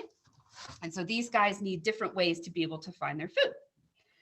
So this bird, unfortunately, is facing some hardships out in the wild. And I want to give you guys a couple things that will help these turkey vultures in the wild. And these things might not apply to you. You might already be doing them, and that's awesome. But a couple things, we want to make sure that we don't set out poison. And specifically, we know rat poison and things like that are very, very bad for our raptors, but also for other predators. So if we set out poison and that mouse or rat is eaten by a hawk, an owl, a falcon, an eagle, or it dies and is eaten by a vulture, now that bird is also poisoned, and it can be fatal. It can be very hard on these guys. When those mice and rats eat that poison, it takes at minimum 4 days before they die. And so in the meantime, they're running around out there trying to find water because that toxin makes them very, very thirsty. And that gives them the chance to be eaten by another animal, including coyotes, foxes, skunks, and even somebody's dogs. We need to be very, very careful. These birds also need to watch out for feral cats, as do most birds. So we ask that everybody please keep their cats indoors or under control. You can actually train your cat to walk on a leash. I used to have a cat growing up that was harness trained and would walk on a leash. I looked very silly going around the neighborhood, but hey, it worked, and we weren't out there catching wildlife, and she still had a chance to go outside and get some vitamin D. Another thing, though, we want to make sure that we don't throw any food items out of our car window. So if we're driving along the highway and we're eating an apple, we have that apple core left over, banana peel, whatever it happens to be, we never want to throw those items out of the car window. When that food lands on the side of the road, it attracts prey animals like mice, rats, squirrels, and rabbits to the edge of the road, which in turn could attract our predators. Or if those prey animals get hit by a car, they can also attract our vultures. We see a lot of these birds get hit by cars. He's a heavy-bodied bird. Like I said, he doesn't weigh very much. We still consider him a heavy-bodied bird. So it takes a little bit for this bird to get up. He just can't lift straight up off the ground like a helicopter can. He's really got to kind of get going and then take off. And it takes a minute to get these big wings pumping and get him higher up in the air. So those are 3 things that everybody can do to help birds just like this in the wild. Now, something else I'd like to point out, there is some controversy over vultures being considered raptors. The word raptor specifically is from the Latin word rapere, which means seize and transport, grab, and carry. Those are birds that have gripping feet that can pick up something and carry it away. Eagles, owls, hawks, and falcons. Well, this guy, if you notice, has feet, hence turkey vulture, that kind of look like a chicken or a turkey. He doesn't have the gripping power that the eagles, owls, hawks, and falcons have. He's got these big long toes. He doesn't have very sharp talons, and he doesn't have a lot of gripping power in those feet either. Makes it kind of hard for him to hang out here. He likes it better on the ground than on my glove. And so we still consider vultures in the New World, which is North America and South America, raptors, simply because they are directly related to Old World vultures. Now, some Old World vultures do still kill prey. And a cinereous vulture is a very good example of that. That vulture looks very similar to an eagle and even has big eagle talons and is able to still kill small prey. Our black vultures here in North America also sometimes will kill prey. They might get a frog, a toad, a snake, a lizard, even a mouse, a rat, or a squirrel. But the black vultures have a very, very keen eyesight and are relying more on their eyes to find their food than their sense of smell, like our turkey vulture here. Now, you'll also probably notice that he's got some equipment. He's got some gear on. So I like to talk about that with our captive birds as well.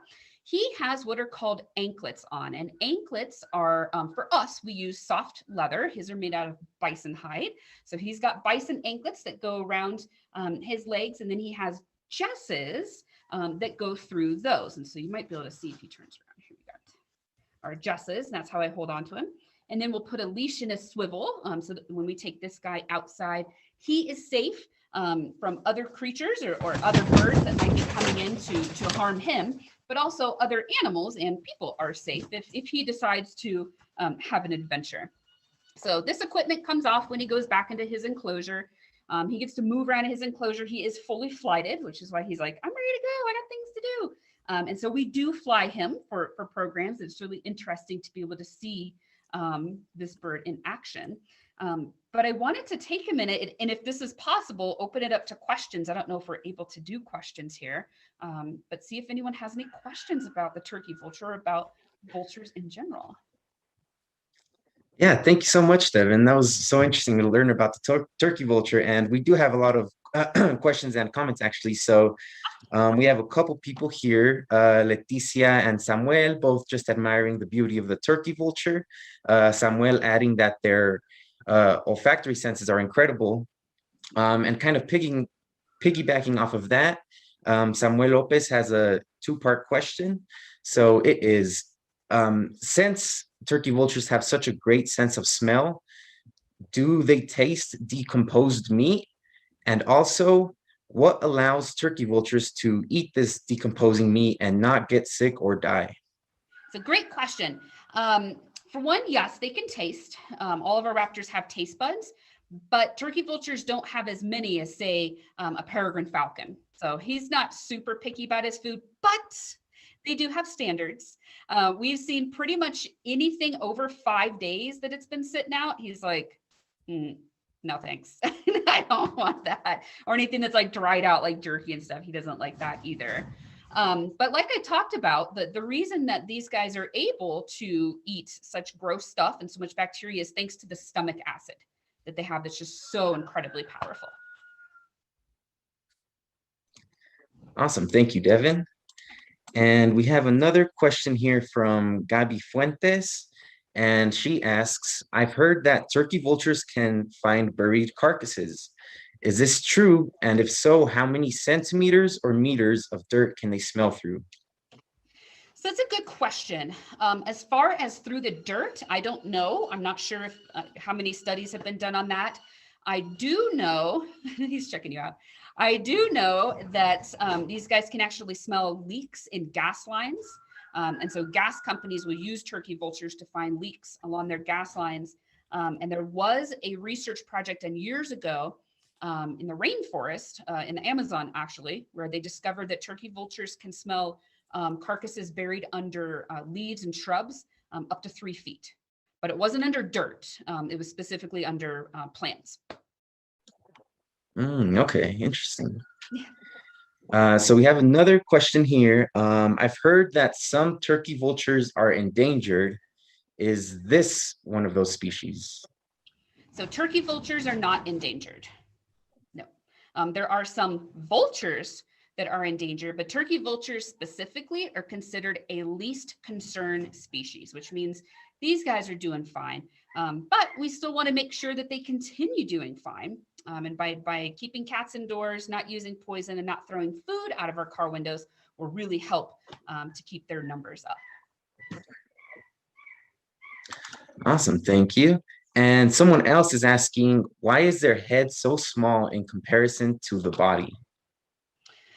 That's a good question. It's an illusion.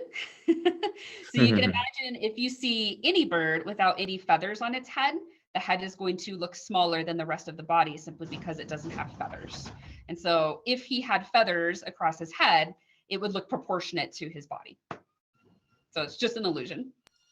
Oh, okay. All right. And then going back to like the endangered question, someone asks, why are other vultures endangered, and what is hurting those other vultures? That's a good question.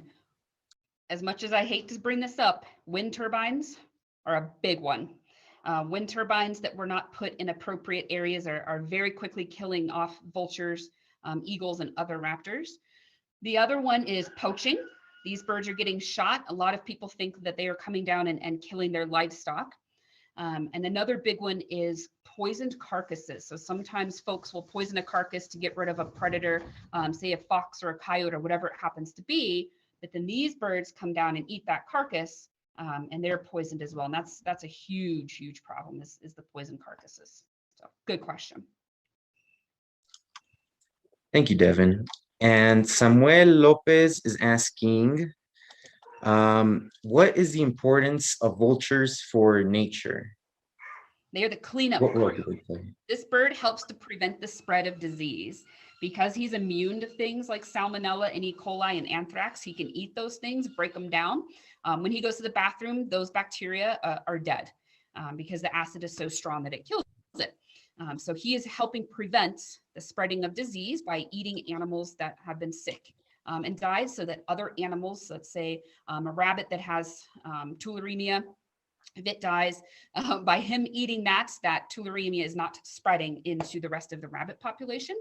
And he's helping to keep our ecosystem clean. And like I mentioned earlier, sometimes they'll also eat rotting fruits and vegetables. So once in a while, you'll see these guys eating like old rotted, pumpkins or apples or things like that. So he's just cleaning up. He's just very helpful for the cleaning crew. Awesome. And kind of going along those lines, Daniela Souza asks, what do turkey vultures eat in captivity? Same thing.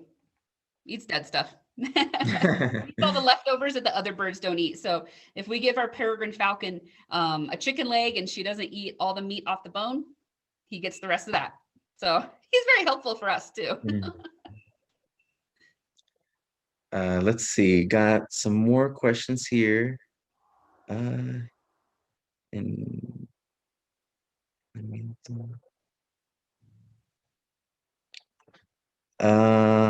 Sorry, just kind of going through these. Just by looking at her, we traveled to this beautiful landscape on the beach. On the beach, you can see it chasing crabs. Okay. She looks like the cook. Gosh.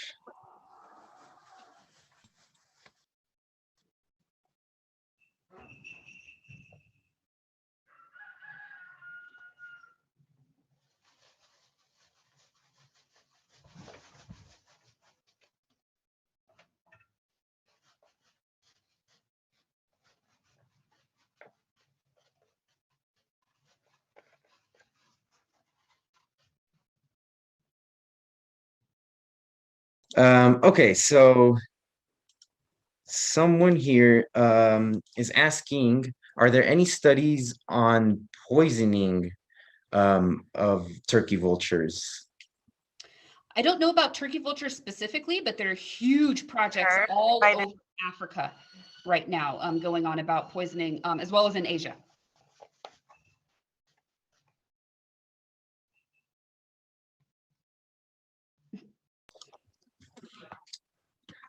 Okay, thank you. Okay, we have another question here. How many species of vulture are there? Oh, a lot. Lots and lots and lots. And I will be first to tell you guys, vultures are not my specialty.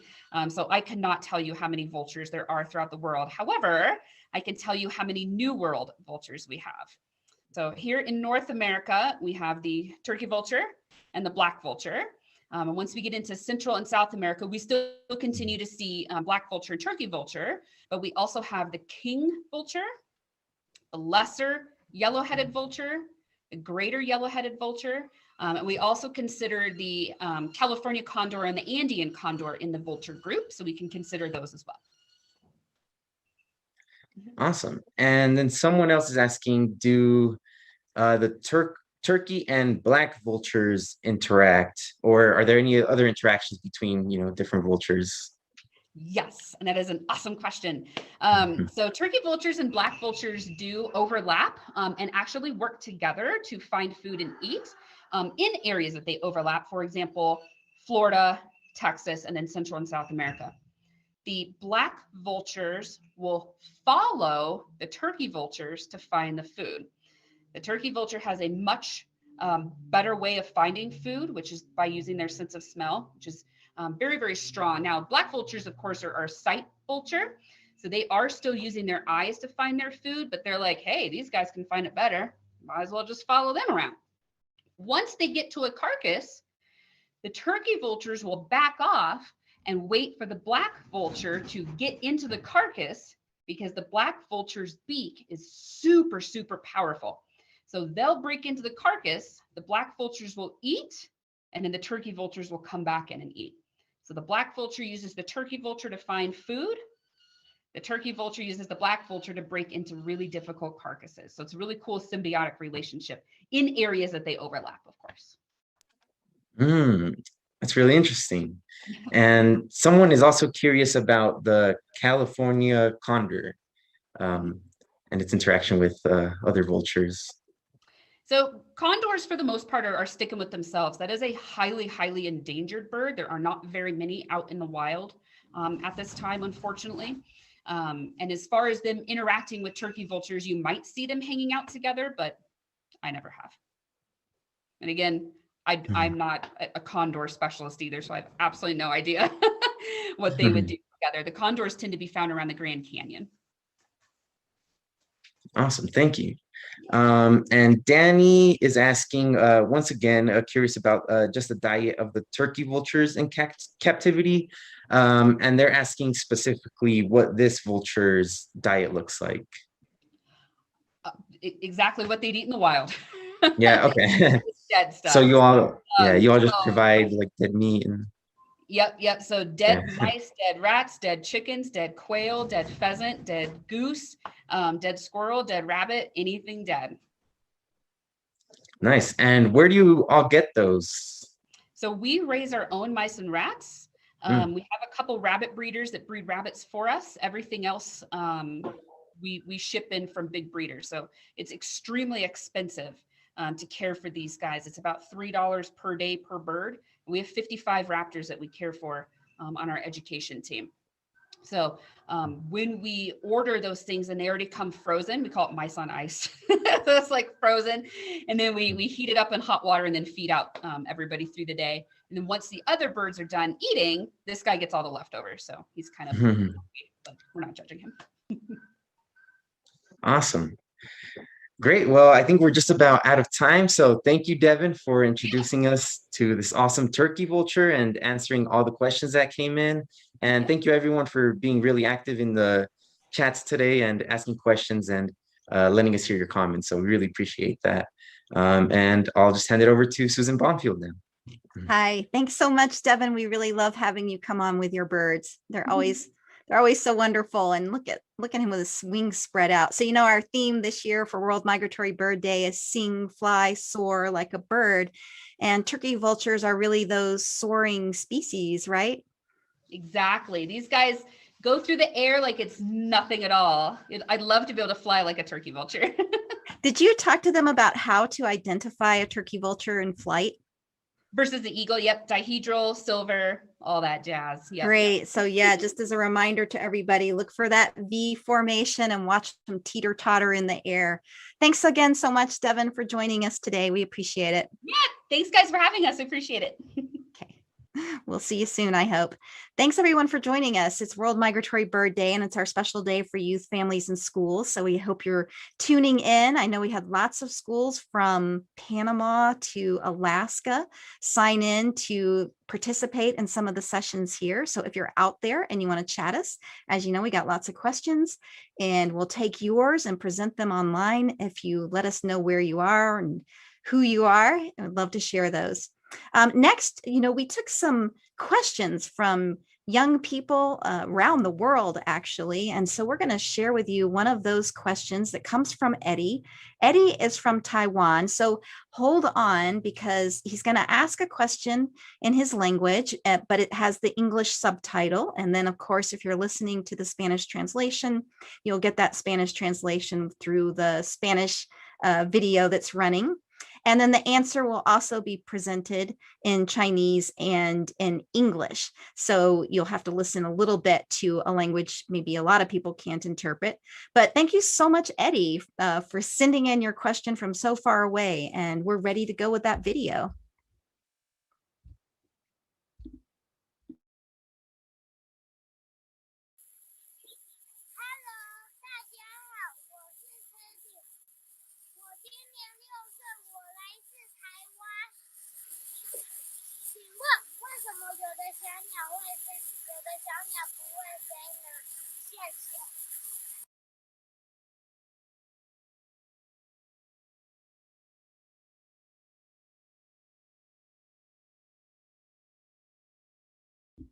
Thanks to Eddie for that great question. And now a friend of ours, Scott Persner, will answer. 大家好，我是中华鸟会的 Scott， 然后现在我就会回答 Eddie 的问题。Eddie 刚刚问为什么一些小鸟它们能飞，一些不能飞，这很好的问题，谢谢 Eddie。然后其实现在的鸟类，以前它们的祖先都能飞，但是鸟类它们到了不同的环境，因为环境的影响，它们不一定需要飞，所以它们身体可能会改变了，所以后来它们不能飞。然后其实会有一些不一样的理由导致为什么鸟类后来不能飞，所以现在我就是给你看两个理由啊。第一个就是那个企鹅，企鹅就是在南极那边，对不对？然后其实跟那个企鹅的话，它们住的环境，比较重要的事情是抓鱼跟游泳，所以它们变得很厉害抓鱼跟游泳的鸟，但是它们不一定需要飞啊，所以后来它们就是不能飞啊。然后另外一个理由就是那个奇异鸟啊，奇异鸟它们都是在那个纽西兰那边，对不对？然后它们到了纽西兰的时候，它们其实没有什么掠食者，因为没有什么掠食者的话，它们可以就是在地上住啊。然后它们也其实有它们全部需要的东西在那边，所以它们不需要飞。后来它们越来越不能，然后现在那个奇异鸟它们也不能飞。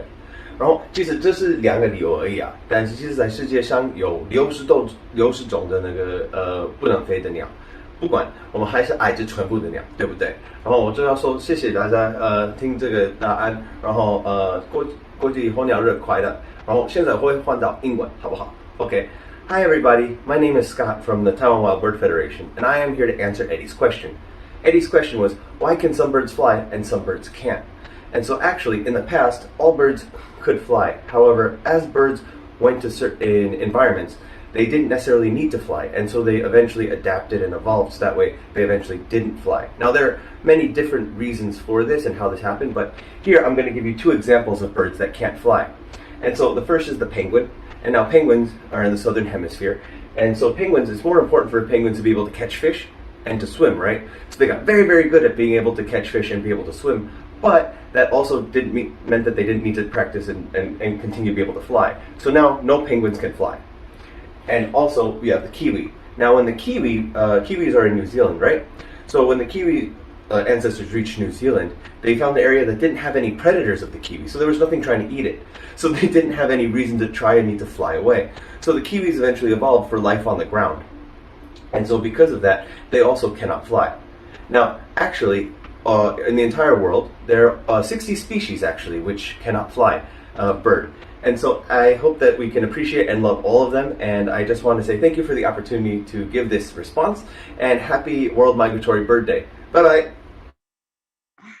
Many thanks to Scott Persner with the Taiwan Bird Federation. He's been a partner of ours now for several years, so we appreciate his participation as well as Eddie's. So thank you so much again, Eddie. So now I want to introduce our Mexico World Migratory Bird Day coordinator, Daniela Sousa. Daniela, are you on yet? Yes, I'm here. Can you see me? I can see you. Thanks so much, Daniela. Daniela will be introducing our next presentation, but I just want to say how much great work Daniela does for World Migratory Bird Day. She works with a program called Programa de Aves Urbanas, the Urban Bird Program in Mexico. And through that program, we are able to work with, how many people is it, Daniela? Over 150 coordinators across Mexico? Yeah, there are a lot now.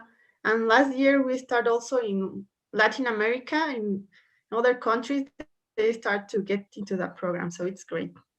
And so the program POW, which it's called, which is easier to say, I guess, POW, it has the goal of providing educational opportunities in communities across Mexico, and now, like you said, in other countries and in Latin America. Yeah, well, the great part of this program is that people are volunteer and they are like working for birds and conservation, and they are like bringing a lot of ideas to pass this information to people that are not that into the world bird, but it's a way like to get into people. And well, also we invite like all the coordinators of POW to celebrate World Migratory Bird Day, all the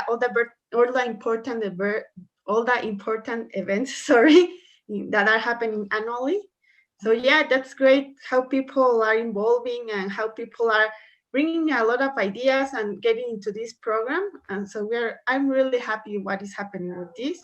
And it's also a way that to connect us, everyone, and celebrate many things together. Yeah, it's been great. And we've thoroughly enjoyed working with POW.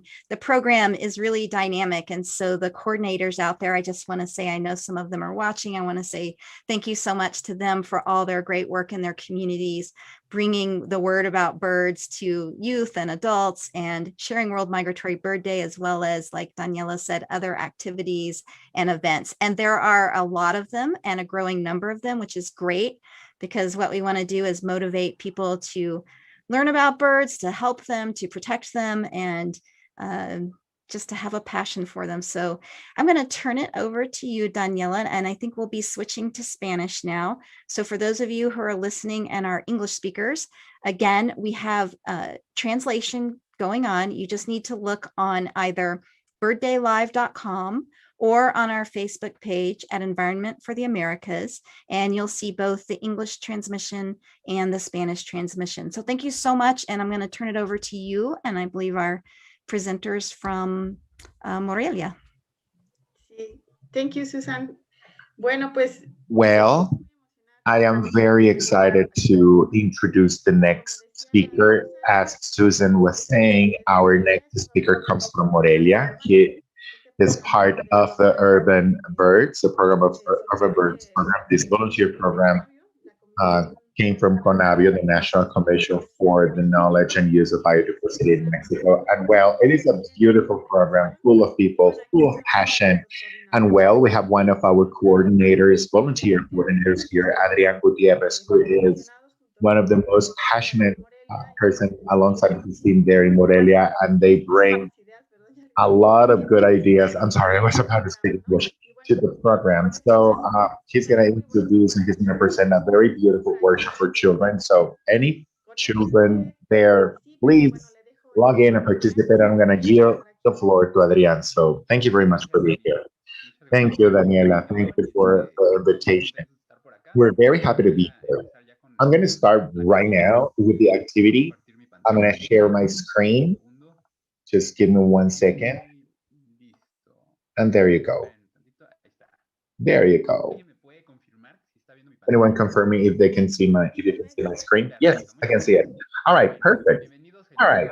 So welcome everyone. I have a little workshop for children called Why Are Feathers Useful? Or we're going to design a feather in paper and some of the functions that they do with birds. My name is Adrian Gutierrez Perez. I'm part of the urban bird program in the city of Morelia in Michoacan in Mexico, and I'm also part of this organization called SEDUCI, Educación Ambiental AC. We are very happy. I am the one right there in the screen, but there are more other people working with me, and we are all very happy to be here to be presenting this activity. Now, first of all, I'd like to start. I know that I'm not gonna receive any feedback, immediate feedback right now, and I'm not gonna see your faces. I'm gonna read your comments, but I always like to start this session with this scale, right? To see how we're doing, our things today. So I'm asking you, and I'm asking you from here. On a 1 to 9 rubber duck scale, how are things going today? So this is the rubber duck scale going from 1 to 9. And I'm telling you, to be honest, I'm in number one right now. I'm full of air. I'm very happy and I'm very excited to be here. Now, from 1 to 9, of course, the energy goes down, but you can be in many, many different states. Right now, specifically with the pandemic, but hopefully we're all in number one scale to be very enthusiastic, keep on going with the same activities. Actually, I was listening to the explanation about the vulture, and I love learning so many things. So, why are feathers important? And that is a question that I will ask you right now. We have this beautiful owl that is very attentive, and he's asking, why are feathers important for birds? It might seem a very simple question, but immediately we can think an answer. Of course, I think that everyone right now, you already came up with your own conclusions and your own answers. And as we were seeing the previous capsule, in the question that we're asking, why there were birds that could and couldn't fly. So one of the main reasons that birds have feathers is flight, but there are many other species of birds that do not fly around 60. So why are feathers important for the bird? So from home, we are going to see if we can answer. I'm going to propose 5 answers to this question that I came across with these images. I took these images from this website right here called Academy All About Birds, which is a very beautiful site that I actually encourage you to visit because they have really cool information about birds. And in this case, this information is about feathers. So if you can actually go ahead and open this website, which is from the Cornell Bird Laboratory, that's amazing. All right, I have 5 different functions of feathers, of why they are important. I just draw some things right here. I just give you this drawing. The first is thermal isolation. It showing the icon of a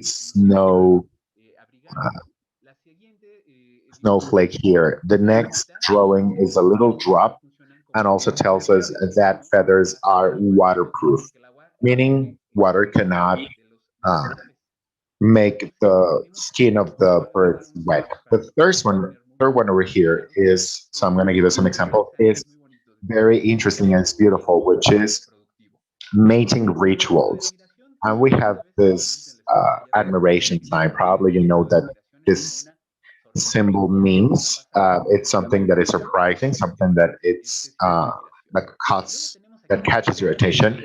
Then we have this little paper airplane, which is, I guess, the most important answer to this. This is the most obvious. It works. Feathers are important for flight, and yes, of course, it is one of the main things for feathers. And this one, this little eye over here is called camouflage. We have this little eye and this little interrogation mark. This question mark over here is that the eye does not know what it's watching. So it's making a direct reference to camouflage. I'm going to give you a couple of examples so it is clearer. Okay, first, we're going to start with weather isolation, the little snowflake. I'm going to ask you from here, and you can answer from home. I'm not listening and I'm not watching, but hopefully you can follow me. Thermal or weather isolation for humans, for instance. When you're cold, when we need to go out and it's very cold. Well, here in Mexico, we right now we don't have cold weather, but during the winter time, normally you as a human, what do you do? If you want to go out, I'm going to give you 10 seconds and you need to tell me what do you do once you want to go out. Probably have a lot of ideas right now. And if we were face to face, you probably will be already telling me. I'm going to assume that we're answering. So normally what we do is to put on a coat. We use jackets, for instance. I really like this picture because it is a very extreme cold weather. It's in the middle of a snowstorm. These guys are wearing a jacket, are wearing gloves, are wearing a hat, and I guess they have snow pants. And I'm guessing the snow pants. And this is how we resolve the problem whenever we have a cold weather and we need to go out. Now, for birds, that is one of the main purposes of the feather. I'm going to give you an example. I know that you already thought in a couple of examples that comes to our mind immediately. So we have this little guy over here. This is a penguin. And per the explanation that we just heard, this is a non-flying bird. However, it has feathers, and these feathers are truly important for them so they could live in such an extreme cold weather. Not all penguins, but many of these penguins live in very, very cold weathers, and they don't have a jacket, but they have a natural jacket, a built-on jacket, which is these feathers. Great. Now, that's function number one. Function number two, why it's important, is waterproof. Now we have this little water drop over here. Waterproof means that it avoids the contact with water. It won't get wet. Now, again, at home, answer me. When you are at home, we as humans, we need to go out and it's raining. What should we do if we need to go out? I'm going to give it 10 seconds and let's think about an answer. I'm pretty sure that you already come up with many answers of what do you normally do when you need to go out from your house and it's raining. All right. I'm going to show you a picture here. All right. The first thing that I come up with normally is we take an umbrella. You can see this ladies here walking in this place, and all of them have an umbrella. Actually, this person over here, she is actually wearing a raincoat. It seems like it, right? Another option when it's raining or when the floor is real wet, we should wear rubber boots or plastic boots that are waterproof. And it's going to avoid, it's going to help us to keep our feet dry. But what do birds do? Well, they have feathers. They're excellent. In addition of being a coat, it helps them to keep them dry. So do we have the example of this beautiful duck? Let's see this duck over here. The feathers are waterproof, so it allows them to keep them dry. What would happen if the feathers get wet? Probably if for example, if a raptor bird comes over and wants to go against for him, he probably wouldn't escape by flying away if his feathers are wet. So that's one of the important features. Now we can see here there is a droplet right over the plumage, and you can see it is not coming into contact with the feathers, and of course it's keeping them dry. Now, function number two, it's waterproof, and it avoids them or it keeps them dry. You know, dogs or birds in general. Now, number three. Remember that I told you that it has an exclamation mark that it tells us that is calling our attention. So we, as humans, why, if for example we're like a girl or a boy and we want to call their attention, what should we do? Let's think a little bit. We as humans, what do? We want to look good. Some people are going to be telling me, oh, we're going to call them or we're going to WhatsApp them or send a message or whatever. Yeah, but let's think about the way we do. Why should we do as humans if we want to get the attention of someone else. You're probably, what we would do is, I don't know, dress nicely, or some clothes that we think that is attractive, that's beautiful, that was comfortable, but also we probably comb our hair. I found very interesting pictures here of this girl who has a high hair, and it's green, and he has a beautiful hair. You know, he has this little, he has a beard, and his hair is long, and it's very attention calling. Now, in case of the birds, it's not going to be identical, but it's going to be very similar. The first example that I'm going to give you right now is something that is very close to a lot of people, because it is a bird that you can find in many zoos around the world, and we can find it fairly commonly. This is a male peacock. These amazing long feathers, green, blue, metallic colors. Of course, they're very attractive. In this case of the female peacock, and this is an excellent example of how feathers attract their partners. This is when we say the mating showcase. This is another example, which is an amazing species that we can find here in Morelia, in Michoacan, in Mexico. We have we're very fortunate to find it, and probably you're going to get. This is the rainbow duck. And we can find it in little lakes, and well, the name in Spanish is rainbow duck. In English, it's called wood duck. It's very colorful, and this is the male. And I want you to see these little feathers over here, metallic green. Maybe it's not very visible in the picture, but it's beautiful, and they're long, and they're combed backwards. It contrasts with these little white and darker feathers over here. They also have this little, hair, combed hair. So these two examples are telling us that feathers are also work to attract partners. In this case, males are going to be in charge of attracting females. Now, we have three main functions. The first one is the thermal or weather isolation, and now the third one over here that I'm showing you right now is the reproductive function. Another one, flight. I was telling you that this is probably the first one that comes into our head when someone asks us why are feathers important for birds. Not all of them fly, but for those who actually fly, it is very important. All right. Question. Obviously, humans do not fly, right? I mean, our body doesn't work that way. But what do we do as humans when we want to fly? There are many ways to fly. I'm going to give you 10 seconds. I'm going to give you, what do we do? I already put the picture there. This is something, this is the way it's paragliding.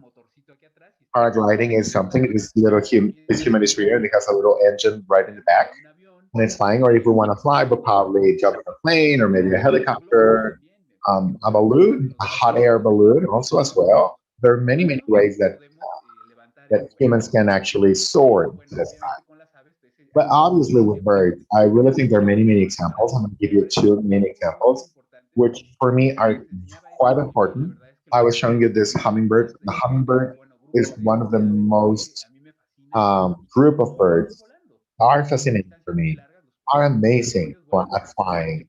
They fly for long distances for a long time, looking for food, looking for the flowers. They have some features, different features that they can fly up, they can fly down, they can fly backwards. You know, it's actually the only birds that can fly backwards, and they can fly forward as well. And they can actually fly suspending in the air in one point. That is something very noticeable. And it is an excellent example for birds. The other one over here is this falcon. You know, it is the peregrine hawk. Peregrine's hawk. They have a speed over 300 kilometers per hour with a fly. Now, those are great and amazing examples. You see a lot of, we have a lot of the species. We have this little We have the Mexican bird, we have blackbird, we have different. After this conversation, you probably might step out and see some birds outside in your house, so you can detect the birds. Last one, the last main function that we can find for feathers. We have this camouflage. This little eye does not know what it's seeing, what it's watching. And I'm gonna ask you once again. I know that we're not interacting, but as if we were.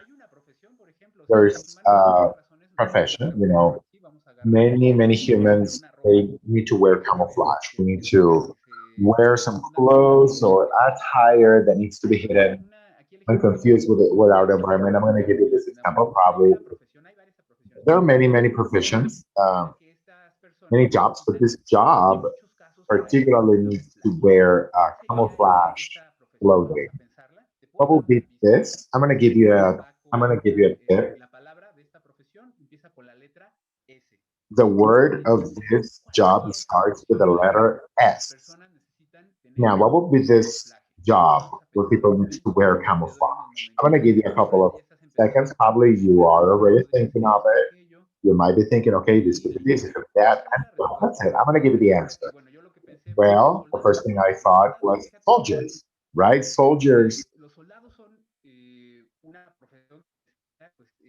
are a job, they need to be hidden, they need to be concealed with their surroundings so they will be detected. So I have this soldier right here. Look at him. He's wearing something that is quite camouflage. It has a color of the vegetation and earth and the little tree around it.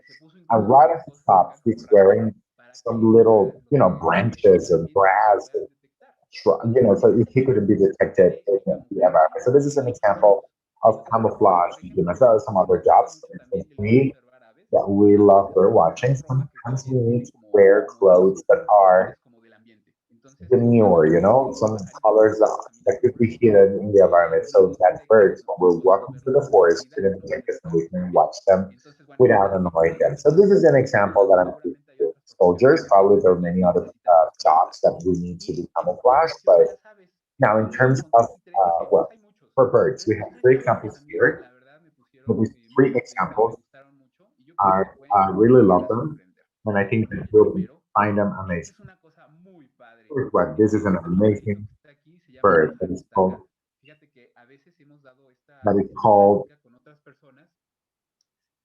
um, that is common patu. This is a patu, and at first I don't know where's the little bird. I'm gonna explain where is it. The patu right here, look at it. You can see the beak over here, a very small beak, but it's not as small, it's just the way. Here we can see the eye. The eye is squinting actually. Then we can go down. This is the head. We can go down. A very noticeable thing over here in this picture. It's a two that is actually nesting. Look at here. You can see this little egg right here. There's a little egg. So all of this makes this bird, the posture is very important. This pursuit is very important because it looks like a branch. So if a person goes there or they don't know, well, this is a perfect example of camouflage. Now, we're going to see another example. This is amazing. This is a little owl that is right there. And probably at first you cannot see it. Maybe you're walking where he lives, probably I wouldn't see it. I wouldn't notice it. Camouflage is really good. Look at it. Look at the feathers. Well, his whole body, but the feathers, they have a color that is very similar to the trunk of this bird. His eyes are closed. This is his head. They have these little horns made out of feathers over here. And once again, they need to have a very still. He needs to remain still so the camouflage would work in a nice way. And the last one, I love the last one. Look at it. This is a chick of a coastal bird, I guess. And well, it turns out that these little chicks, the chicks are They have the same color and the same texture, very, very similar to the musk. This is musk. This is plants. Are probably you've seen this musk in the forest or many in parks or. And here, this little chick, and look at the plumage. It's beautiful. He has some white, but there's some green that is extremely similar to this. Maybe, I don't know, that's my opinion, but I really think that his plumage is very similar in terms of color to the musk. If you come in, there's a raptor here, and they are in the forest, and if the chick is sitting still in the forest, you're not gonna see it. Neither you or the raptor, and probably this chick is going to be very still. He's not gonna move, and he's not going to be noticed. All right, so we just checked the 5 main functions of feathers. First one, weather protection. 2, waterproofing, remember? Number 3, reproductive showcase, right? I mean, it helps us to attract females. 4, flight, and 5, camouflage. There might be many other, but those are the 5 main functions of feathers. Perfect. Now, after checking this conditions, let's see if I'm going to give you some challenge. I show you this little bird that is very strong, ready to face the challenge. Hopefully you are at home. Maybe you can adopt the posture of this little bird. Let's see. I'm going to show you a couple of images. I'm sorry, it didn't work. I'm sorry. No, wait a second. Let's go to the other challenge. I'm going to show you this other challenge. This is the website of Cornell that I was telling you about. So we have these 8 little cards where we can find feathers. So you can flip them over. I'm going to flip this one. And let's see this.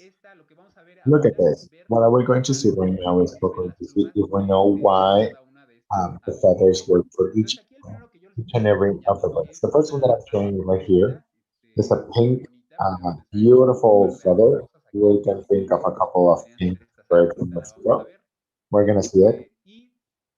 And the image talks about the specific feathers that are very large, are attached to the bone of the wing. Why do you think these feathers work for? It could be for weather protection or waterproofing or reproduction, for flight, or for camouflage. What do you think? Out of those 5, what? Let's think 1 second. You have the options here. The options are in English. The same icons that I show you. I'm gonna zoom in. In English, is insulation, waterproofing, display, flight, and camouflage. What do you think it is? I think that such long feathers do work for flight, right? And yes, it's for flight. And this bird was a large bird. Is the pink spoon. Let's give ourselves a big round of applause. Look, such a beautiful green feather. Look at it. It's curvy. Probably this that is curvy is not very useful for the bird to fly. I probably think it's not fly. It could be camouflage. Maybe the surroundings are very green.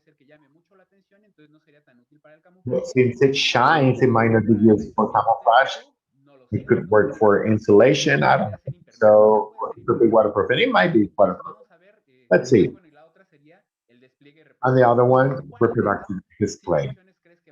So out of these 5 options, what do you think it is? I'm going to give you 5 seconds to think about it. Insulation, waterproofing, display, flight, or camouflage. Now answer yourself from home. Let's say it's display. I think it's a beautiful, beautiful feather. And yes, it's for it's for display. It's the king bird of Panama. It's part of this feather and it's very attractive. So it could be very attention calling for female. Now, another one. That's another one. But if you, I mean, if you want, you can go ahead and do it. All of those content we couldn't be able to do today. But let's see if this is clear to see what are the main purposes of feathers. Let's see why. Let's do this.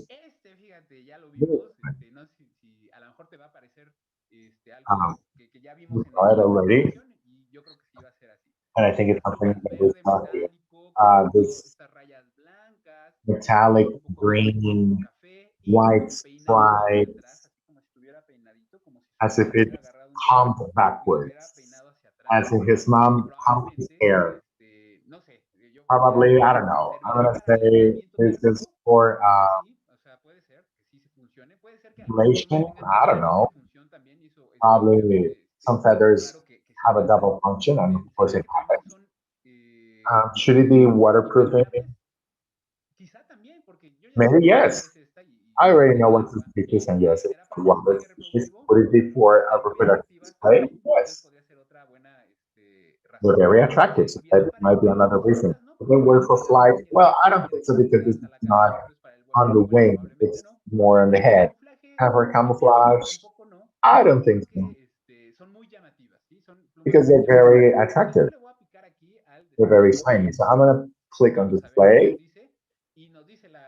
and yes, the Cornell website says yes, it is for display, for reproductive display. This is the wood duck, as I was telling you before. And well, we're gonna stop right here for this part, and I'm gonna so we could have time for the experience that I was about to show you. I'm gonna close right here. No, wait. Okay, now this is the challenge. It was very similar. Let's build a feather out of paper. Let's do it. Let's make it. Let me remind you that I just remember that the topic of this year of the migratory bird is fly, sing, and soar. Right? So I wanted to share something with you. I have this little song that a couple of months ago I wrote for my teacher. I'm not a great musician, but I really like. I have an ukulele, so in this ukulele, I come up with a song about feather. I want to share this with you. It's very short. I'm not a musician, but it was very fun for me to do it, and it helped me remember all the concepts of the feathers. I'm gonna play it.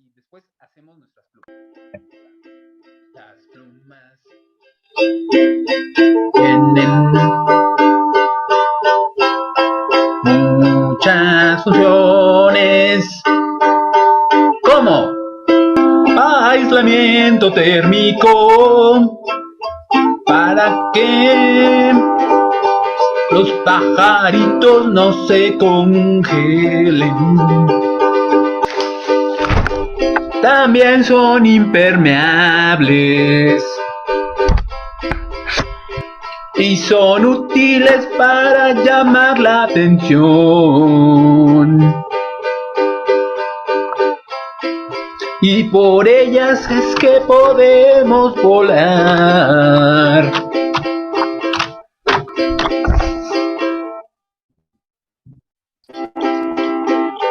Y escondernos si hay peligro.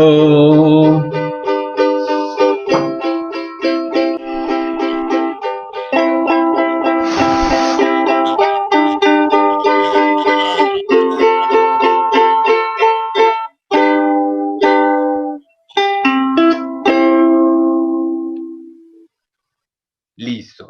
Okay.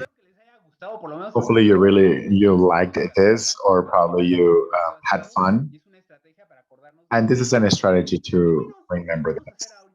Now, let's build a feather in paper I'm gonna ask you to have a sheet of paper, scissors, colors, and a pencil. I'm gonna use a marker so you can see in the screen what are we doing. I'm giving you a couple of examples of letters that we've done in some other workshops, and I'm gonna propose a way of doing it. But if you find another way to do it, that's amazing too. Now, we would really, really love to see it. After you finish, maybe if you can share it on Facebook. I'm gonna give you a couple of examples. They have another shape. They use different cardboard colors, and these are the little cuts that I'm going to show you. This is beautiful because when we conducted this last workshop in this picture, we were in September. That in Mexico is the national holiday month. So one of the kids here, he decided to draw the Mexican flag and the name of the country. So you can actually use your imagination the way you think better. These are some other feathers. These are very colorful. Since they are made out of white paper, they just color it and they just cut the shape of the feather.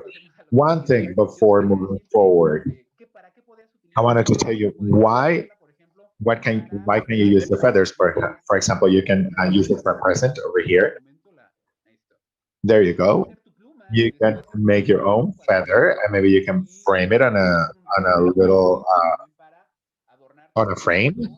You can use it for putting in your room. It would be really cool. Something that is beautiful that I wanted to show you is you can actually make a mask, a bird mask, and then put all of the feathers that you're gonna do. It's of course going to be a great work, but this would be amazing. This is a great custom. Some people for custom parties or whatever. This is a great option. You can wear a bird costume. All right. I'm going to remove my virtual background because it's going to interfere with the explanation. Give me 1 second. And yeah, that's it. Right. Let's make our feathers. It's very simple. It's not difficult at all. I have this sheet of color. Is a paper sheet, blue. Yours is white. It's fine and amazing. The first thing that we are going to do is we're going to fold it in half. But look how I do it. Right here, horizontally, vertically. This is the way you fold it because sometimes we get a little bit confused the direction that we're supposed to be folding. Fold it vertically.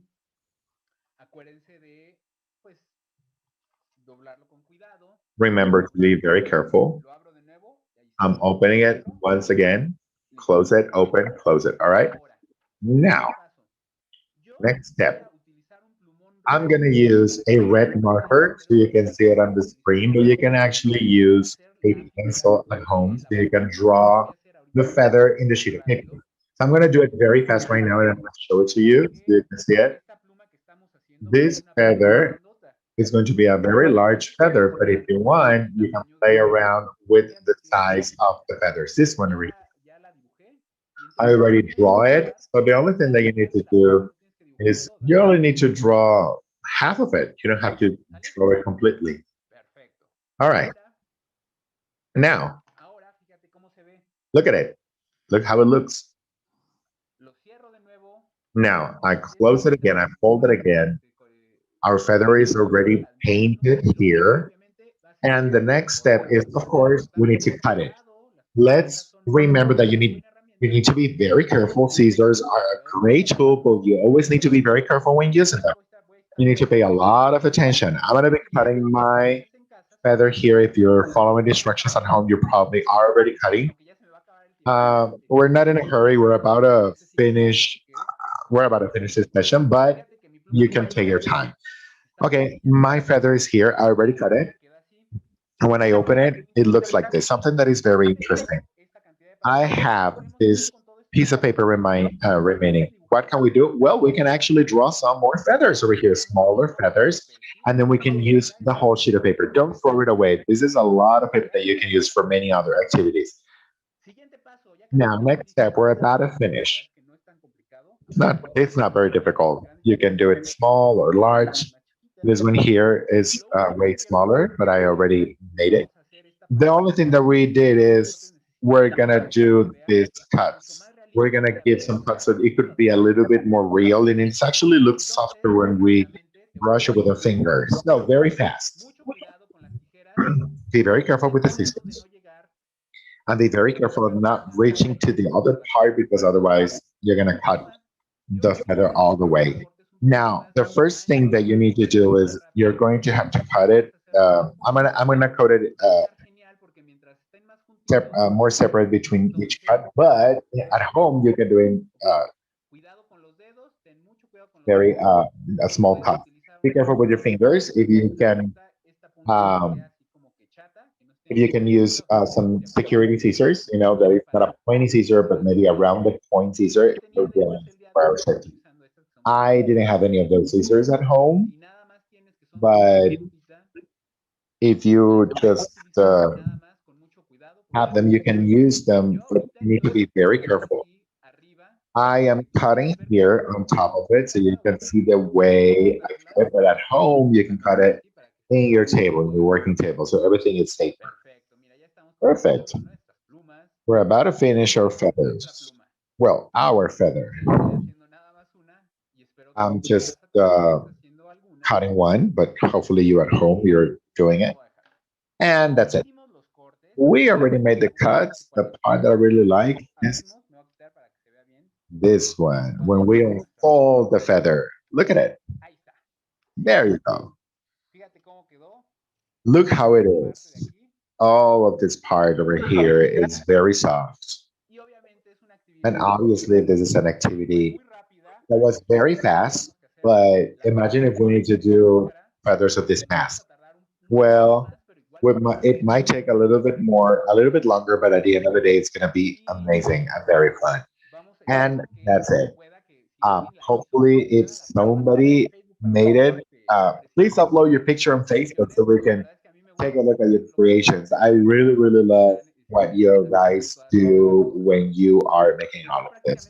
All right, but well, we're about to finish our session. I wanted to share this image with you because for you to, for you to have the idea of creating a mask, these are some examples of kids that I work here in Morelia in Mexico, that they play with their imagination and they created some masks with their feathers. I really love how they look when they made it. The masks are made out of cardboard, no other material, and the only thing that you need is to cut a couple of things and just color them. That's it. I guess that's it for me. And thank you. That's it. Thank you very much, Adrian. This was very interactive, excellent. We learned a lot. Well, first we learned about the lesson with music. The music was amazing. The song was very very fun. And well, feathers are very beautiful, and those masks are really really cool. Thank you very much for showing us a little bit more about feathers. As everybody knows, here in Facebook we come from many other places. Well, thank you very much. I don't have any questions. I don't know if Susan, do you have any question? But we really loved this workshop. It was pretty beautiful. Everything was amazing. Adrienne, that was fantastic. We actually only have a few minutes before our next session, but I hope everybody takes a minute to try that out. The masks have always been really popular with the programs, and it's a wonderful way to learn about feathers. So thank you so much for bringing that all the way from Michoacan in Mexico. It's a beautiful state in Mexico. So hopefully we get to see you again someday in person. Muy bien, gracias, Susan. Thank you. Gracias. Gracias, Adrián. Thank you, Susan. Ahí nos etiquetan en sus plumas. Tag us in your feathers. Thank you, Daniela. I'm going to do just a short presentation on collisions with glass. And I'm here in our office in Colorado. And of course, the camera looks a little weird because I'm sitting in front of it, but I'm going to step to the side and you can see my background now. It's beautiful. We live in the foothills of Colorado. And what we have here is a porch door that is all glass. And birds don't see glass, and it is one of the biggest killers of migratory birds, unfortunately. We like the vista and the view that we have from our windows, But birds on the other side of those windows, when they're flying, like I said, they don't see them. And because windows reflect, sometimes they also see a reflection and are actually attracted to what they think is a real tree. So for example, we actually don't see glass either. So if you took away the frame of this glass door, you wouldn't know that there was a piece of glass here. And you hear those really bad stories about children who are running and they run into the glass door and are terribly hurt.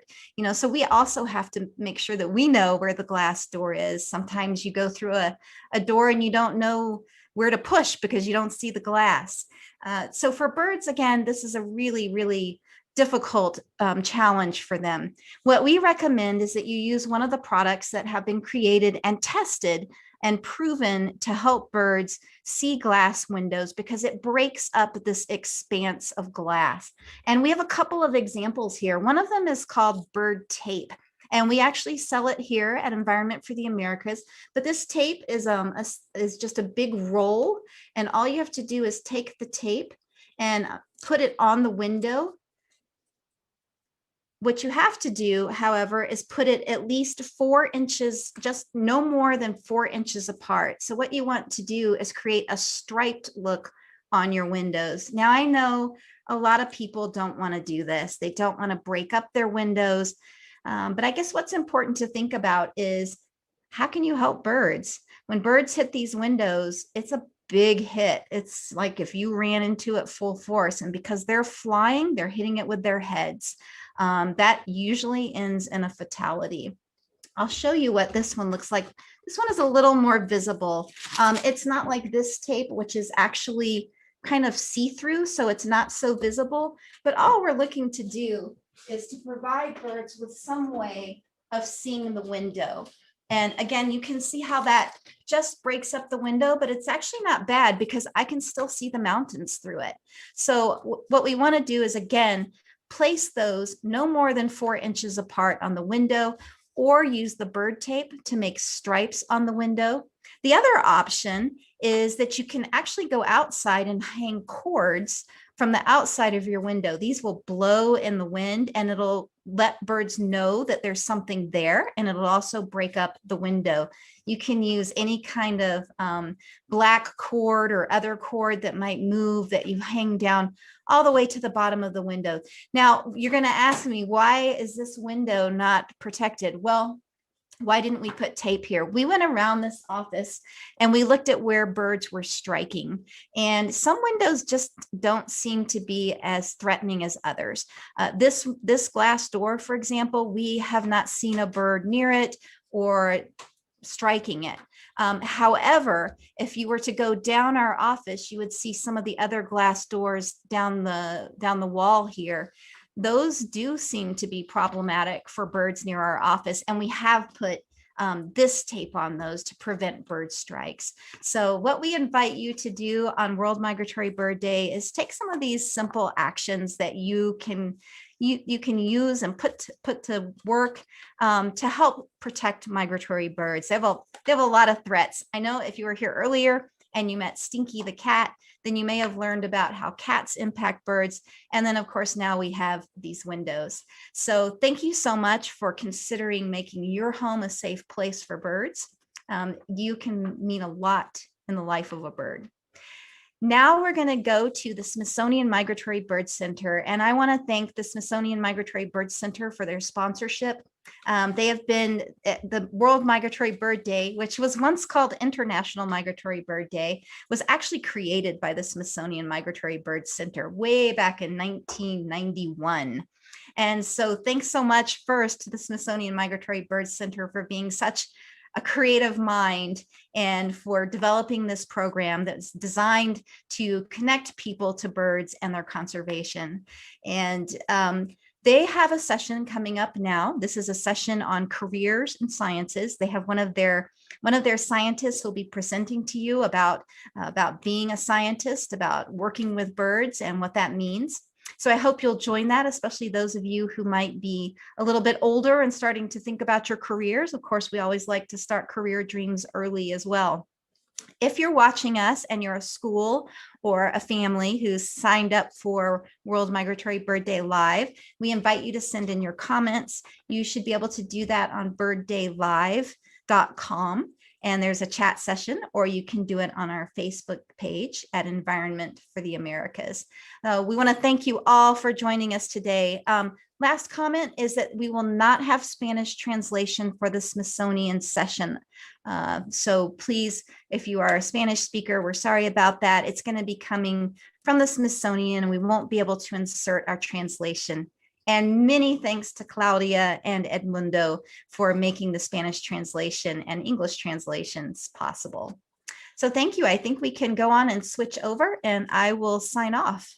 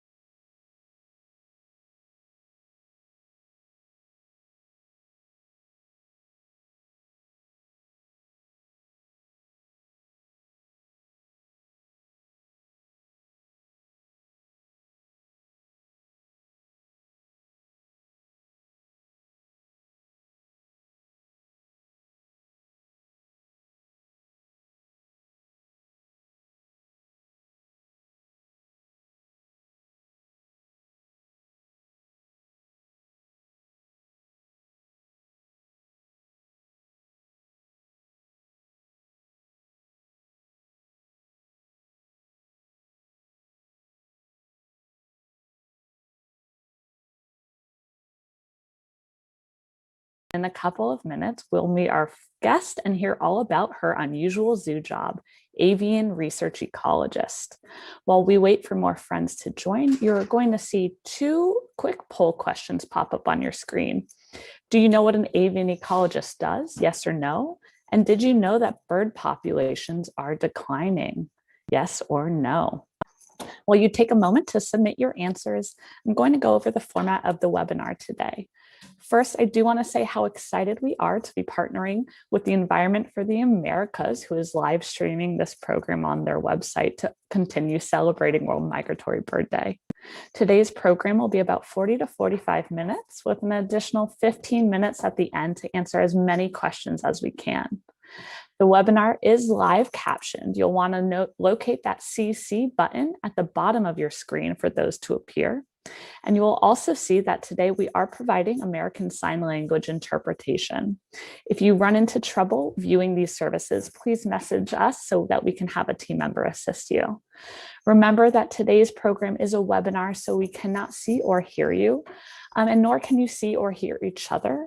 However, we are so excited to interact with you in a number of other ways.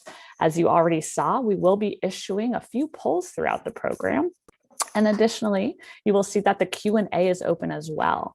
Please use that Q&A at any time throughout today's program to ask any questions for me or our guests. Try to keep your questions on topic and only ask your questions once. We will see them and try to get to them. You can check under the My Questions column to see if your question was already answered. Lastly, you will see that the chat feature is open for you to message us as well. And I want you to now find that chat box and tell me your name, where you're joining us from, and if you have a favorite migratory bird. While you throw your answers in the chat, I do want to introduce some of my colleagues who are helping behind the scenes. Today, we have Erica, Kaden, Jess, and Casey helping to respond to your chat and Q&A. And we actually have 3 special chat experts joining from the Smithsonian Migratory Bird Center. We have Justine, Mary, and Alexander also helping to answer your Q&A. Now, wow, we have so many people joining from all over. Oh my goodness. We have Mrs. Toy's 2nd grade class from Washington County, Maryland. We have some folks from New York City, Arav, Mohammed. Hi, Asher. Miss O'Halvo's class is excited to be here. We're so excited to have you. Capitol Hill Montessori, James Doherty Elementary, PS 236 loves all birds. That's great. We also love all birds.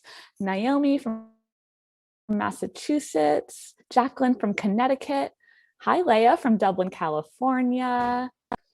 Miss McCarter's second grade class in Hagerstown. That's so wonderful. Timmy from Virginia. Miss Carpenter's class from Bealsville High School. More folks from Dublin. Miss Bray's class at James Doherty. Purna, hello. Oh my God, how fun is this? Anna from Los Angeles. You love swans. That's a great favorite bird. Hi, Skyla. Oh, fox. And we have people from DC as well. And Michigan. All right. So many great places and so many great favorite birds. So once again, I want to welcome everyone to the Wild Side of STEAM. I am so thrilled to be joined today by Dr. Ruth Bennett, research ecologist at the Smithsonian Migratory Bird Center. Hi, Ruth, and welcome.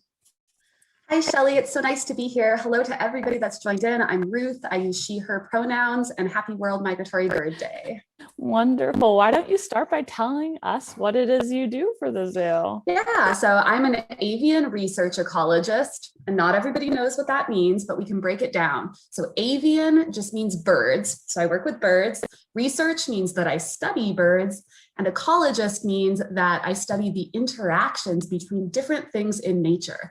So my job actually looks at trees, especially in the tropics on coffee farms, what kind of insects use those trees, how birds eat those insects, interact with the insects and the trees over the coffee. So we're actually studying full ecosystems and how all of the components of them work together to support and house the birds that we love. That's really, really cool and so important to recognize how important entire ecosystems are. So I know that in your career, you do quite a bit of traveling to Central and South America to study these birds. Can you tell us a little bit about what a migratory bird is and why these locations are so important? Yeah, so there's lots of different types of birds with different life history strategies that allow them to survive. And some birds, the ones that I study, live in one place for part of the year and then travel very far distances, like from Canada all the way down to South America, and spend the entire winter in South America.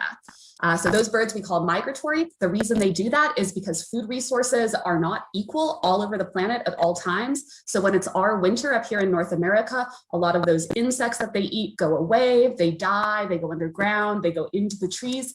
So these migratory birds need to travel to other parts of the world to find those insects so that they can survive to come all the way back up here and breed next year.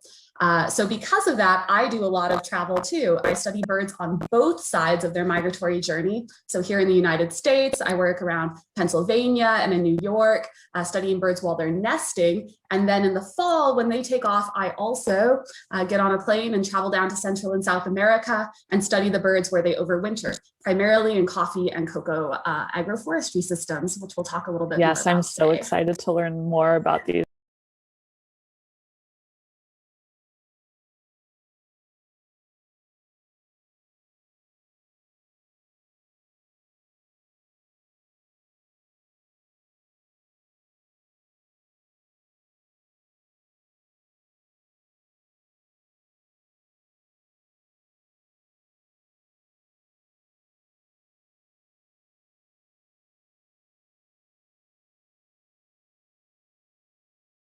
Forest with being around all of those bugs that I really didn't like. So I was really lucky actually as I kept getting a little older to have some friends that showed me that the outdoors is more than scary insects. They showed me that when you go to the forest, you can hear a lot of different bird songs. You can see a huge diversity of things. Right now, it's wildflower season. You can see all these different wildflowers. You can find raspberries, blueberries. So there's a lot to have being outside. And so, yeah, I'm really lucky to have had people that helped me overcome my fear of the outdoors. so that I could become the avian research ecologist that I am today. Wow, I never would have guessed that you were once afraid of the outside, especially with how much field work you're doing now. They have interacted with birds before. So I'm going to launch another poll for our viewers. I'm curious, how have you interacted with birds? Have you maybe hung a bird feeder, listened for birds singing or calling, gone bird watching, maybe observed birds diving to catch fish? Maybe you found a bird's nest or even seen birds at a zoo, whether the National Zoo or another zoo closer to you. This seems to be such an easy way to start building a connection to nature. And just maybe like Ruth, eventually you'll become a field researcher as well. So I'll give another few seconds for this poll. We have so many answers coming in already. All right, I'll give folks another 5, 4, 3, 2, 1. Let's see. I'll share these results. So it looks like so many of our audience members have listened for birds singing or calling, followed closely by seeing birds at zoos or even finding a bird's nest. That's so great. All right. So again, at the beginning of this program, we saw that not a lot of people knew that bird populations are declining, especially in the United States.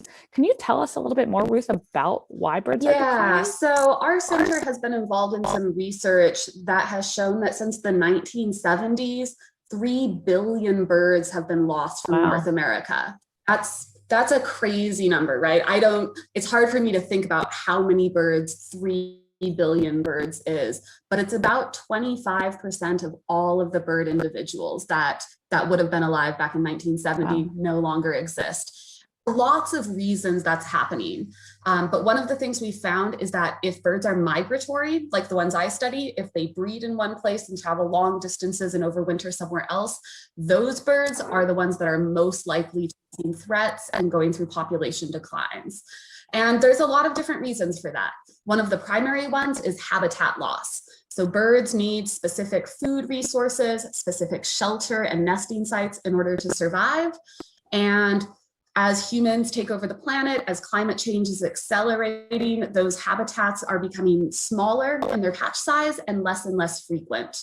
But also migratory birds face a lot of threats as they migrate. So if you're a tiny songbird traveling 3,000 miles, you encounter a lot of different things along the way. Most of these birds migrate at night, which most people don't know, and they use the moon and the stars to help navigate. They get disoriented, confused by those lights. They might think it's the moon or the stars, and they'll just spin around and around in circles and sometimes hit windows. They also come in contact with feral cats, animals that people let outside, and those cats can eat them. So there's a lot of different things that make migration dangerous for them. They also often have to fly all the way across the Gulf of Mexico in one shot, and that's a dangerous journey. If there's a hurricane that comes through, they may not make it over. So all of those things together, habitat loss, and these dangerous migratory journeys mean that these birds are going through some major threats, and it's a dangerous time for them. Absolutely. And I just want to point out something that is so unique, especially about our migratory birds, is when we're protecting this habitat, we're not just protecting or need to protect just one of their habitats because they're migrating, and not just their wintering grounds and their breeding grounds. It's all of those stopover locations on the way that need protecting. That seems like we need to do a lot of work to protect them. So this work that you're doing in Central and South America to protect these winter habitats, can you talk to us a little bit about what this work is? Yeah, so a lot of migratory birds fly to Central and South America and spend the winter in middle elevation zones. So those are areas that now have a lot of coffee that's grown there. And I personally love coffee. I've already had several cups of coffee this morning. Yes, but it's great to think about the fact that that coffee is actually coming from these areas where these migratory birds spend the winter. So there's a lot that we can do actually to protect habitat on these coffee farms. And that's what a lot of my work is focused on. So coffee can be grown in a bunch of different types of agricultural systems. Traditionally, coffee evolved as an understory shrub in Ethiopia, where it grew in the forest in the understory. So completely closed canopy, very shady conditions. And coffee can still be grown in those types of conditions with a lot of trees above it. And if you have a lot of trees over your coffee, you're going to have a lot of birds that can use that habitat. Yeah, we're looking at the coffee cherries here. And that's one of our field technicians walking through a coffee farm in Colombia, actually. So you can see there's some nice trees there. That tree is probably full of migratory birds if it's the winter. But coffee is not always grown in these great bird-friendly like conditions. More and more coffee is being grown in industrial monocultures. And what that means is all of the shade trees are removed, all of the native vegetation is removed, and you only have the coffee bushes themselves there producing coffee. So we've done some research in Peru. That's what we're looking at here on this slide. That shows that in full sun coffee, in this industrial monoculture, you can maybe have 61 bird species that live there. If you mix some shade into it, so a few fruit trees, a couple native forest trees, you can get 70, 80 species of birds. But what we call bird-friendly shade-grown coffee, that can have 243 species of birds just on the coffee farm itself. So our center is conducting research to understand what kinds of trees, what kind of habitat are great for birds in coffee. And then we run a certification program called Bird Friendly Coffee that tells consumers, people like you or your parents that purchase coffee, that coffee came from a farm that had great habitat for migratory birds on it. This is so fascinating. So it seems like what was once a practice of deforestation to create coffee farms, just by creating these bird-friendly shade-grown coffee, all of these bird species, these important migratory bird species that we're losing, can now have new habitat. And it seems like this could potentially bring other wildlife back to these habitats as well. Yeah. Absolutely. So we've done research that shows that bird-friendly levels of shade, those coffee farms have more insects, they have more mammals, they can actually have like monkeys and sloths, all sorts of really cool animals that you normally don't have in agricultural systems. And I want to mention that the birds actually give back to coffee farmers as well. They eat small insects normally, and some of those insects damage the coffee plant, they can damage the leaves, they can actually damage the coffee grain that we roast and toast and drink. And so having migratory birds on your coffee farm means that farmers don't have to spend as much money controlling these insect pests. So having bird-friendly shade on your farm is better for birds, and it's also better for coffee farmers. Really wonderful. We do have a great question in the Q&A already of, do the birds eat the coffee beans or the fruits? Yeah, that's a great question. So there are a couple bird species that will eat the coffee cherries, but very few birds do that. So the coffee bean itself has high caffeine content that can be toxic for birds. So most birds won't actually eat the coffee berry itself. They're much more interested in all of the insects that are in the coffee that they can eat, and especially the insects that are in those shade trees above the coffee. And the insects are going to be really high in those fats to help them prepare for their journey migrating back up north, right? Yeah. Yes. So it takes a lot of energy for a bird to make it all the way back to the United States. So by stopping and eating a lot of insects on coffee farms, and if there's any forest next to it, eating insects in those forests helps these migratory birds put on enough fat that they can, that's their fuel. And they burn that fat as they cross the Gulf of Mexico and make it all the way back up into the United States and Canada.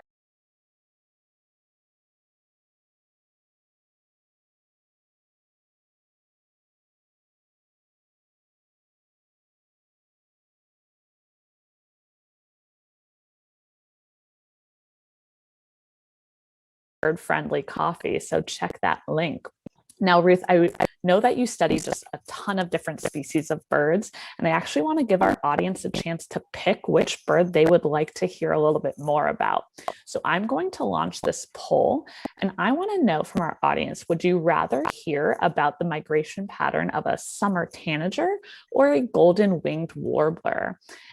I think we'll have a picture of those so you can pick which one. Oh, we have tons of votes coming in already. I'll give folks another few seconds. Do you want to name some of the other fun species that you might work with? Sure. So for migratory birds, I work with lots and lots of different warbler species. So in coffee farms, we have cerulean warblers, Canada warblers, Kentucky warblers, blackpoll warblers, Blackburnian warblers. There are so many warblers, and they're all really cute, just like that little golden wing warbler. And they all like hanging out in the shade trees above coffee. I also work with some bigger birds like the summer tanager, wood thrush. Yeah, so lots of diversity of birds. All of them have their own songs, their own plumage, and their own behaviors. All right, I'm going to close this poll in 5, 4, 3, 2, 1. And let's see, it looks like we want to hear about the golden winged warbler, but it was a pretty close one. All right. Well, the golden winged warbler is one of my favorite birds. This is the bird species that I studied both for my master's and my PhD. And it's a bird that's actually, it's threatened. It's going through really steep population declines, and it overwinters in the highlands of Central and South America in areas that grow a lot of coffee, which is why I study it, and coffee.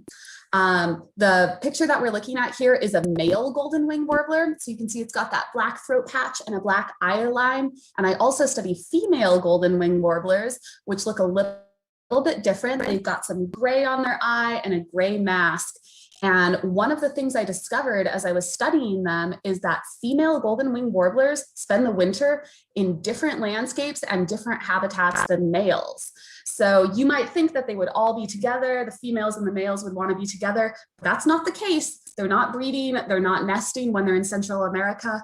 And so the females actually get kicked out by the males from the best quality habitat, and they have to travel down the mountain into drier habitats, and that's where they spend the winter. That's really interesting. So where into the US are these golden winged warblers migrating to or from? Yeah.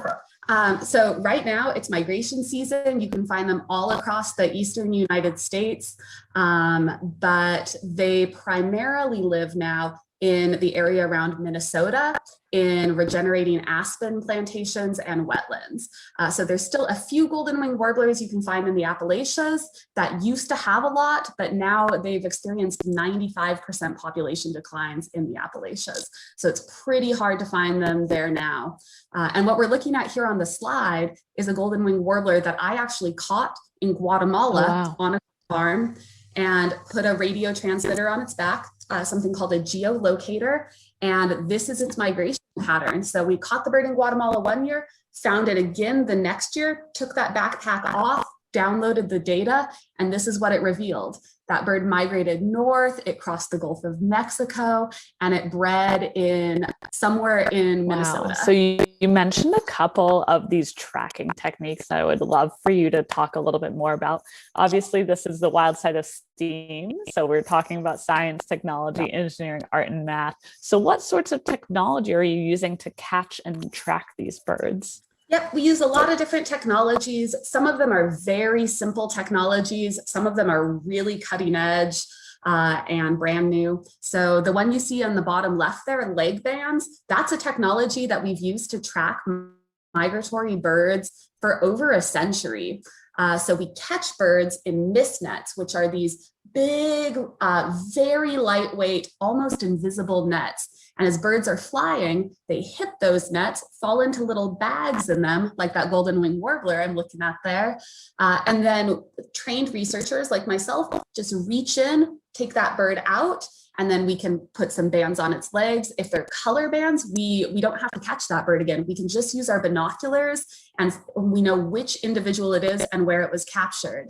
You can see I'm taking some measurements of a bird here We're figuring out how long its wings are, how much it weighs, what kind of condition it's in. And then we use a lot of tracking technologies as well to study these birds and to follow them through migration. So on wing warblers, I use geolocators. They're just 0.3 gram tags, so very, very lightweight tags that are a super simple technology. All they have in them is a clock and a light sensor. And with that information, we can figure out when sunrise is and when sunset is for that bird. And with that information, we can figure out latitude and longitude of where it's at on the planet.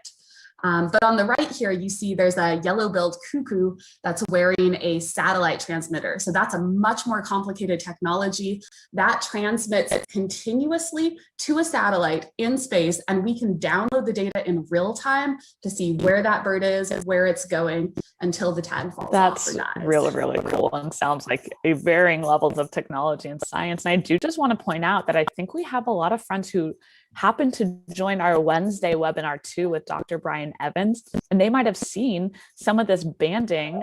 Dr. Brian Evans did it for us live during the webinar of how we put those bands. And just want to reiterate for our viewers that, again, these mist nets don't hurt the birds. The birds fly into them, fall into a pocket, and allows all of our researchers and scientists to apply these tracking devices that, again, don't hurt them, and then release them. And all of this valuable information that we gather just from tracking them. That's really, really cool. So it sounds like this can be a lot of work, and you might have some pretty long days out in the field, but I imagine you have some pretty fun and exciting stories that happen. Anything you would like to share? Sure. Yeah. So catching birds is always an adventure. Something always happens. One of the stories I really love is that all of these birds that we catch, when they're trying to take off and fly, they like to poop before they do that. And so if I'm holding a bird, you generally hold it between your two little fingers and grab its legs. And the bird will sit there and poop on your hand as you're doing that. So I was once in Honduras catching a lot of wood thrush, and those are birds that eat purple berries. So their poop, as you might imagine, is purple. And my hands were actually stained purple because of that.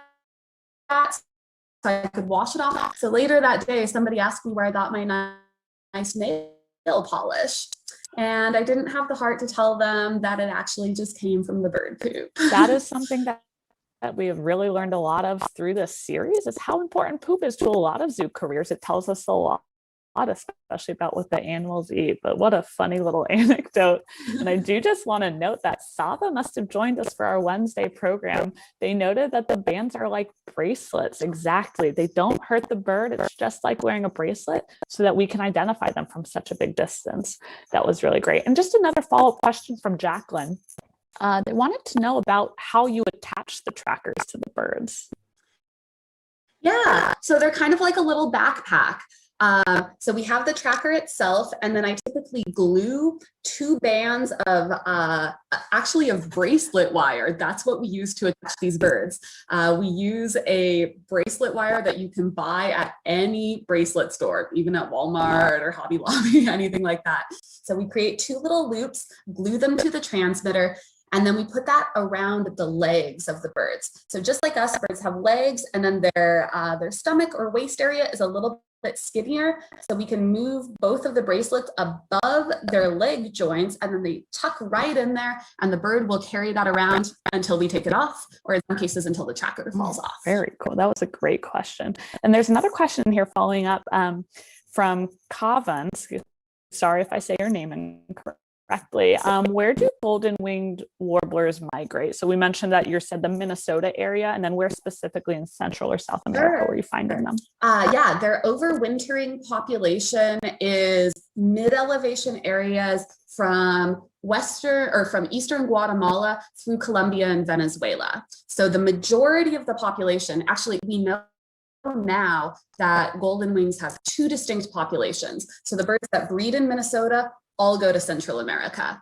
The birds that breed in the Appalachias, those birds all go to South America. So that's the population that's really steeply declining.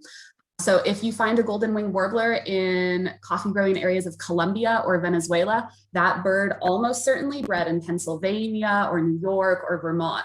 And if you find birds in Honduras, Guatemala, Panama, those That's really birds came from fascinating. Minnesota. That's through all of this research of studying and tracking these birds that we've identified these two separate populations. That's really, really fascinating. So you mentioned, obviously, you're working with tons of different species of birds and tracking them. With all of this work that you're doing in Central and South America, I imagine that you're working a lot with the farmers themselves on how they can assist these migratory birds and make shade-grown coffee. Yeah, one of my favorite parts of my job is that I don't just work with birds, we also work with people that take care of those birds. So I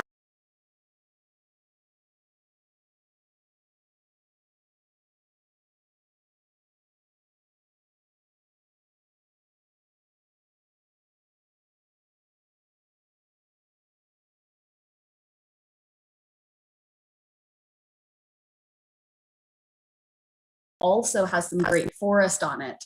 And because I was studying golden winged warblers, because I was working in Honduras with Peace Corps, I got to meet Don Jose and actually go with him. It's a 3.5-hour hike from his house up to his coffee farm on the mountain. And we found a ton of golden winged warblers up there and blue winged warblers like this bird on the right, which are closely related to golden winged warblers.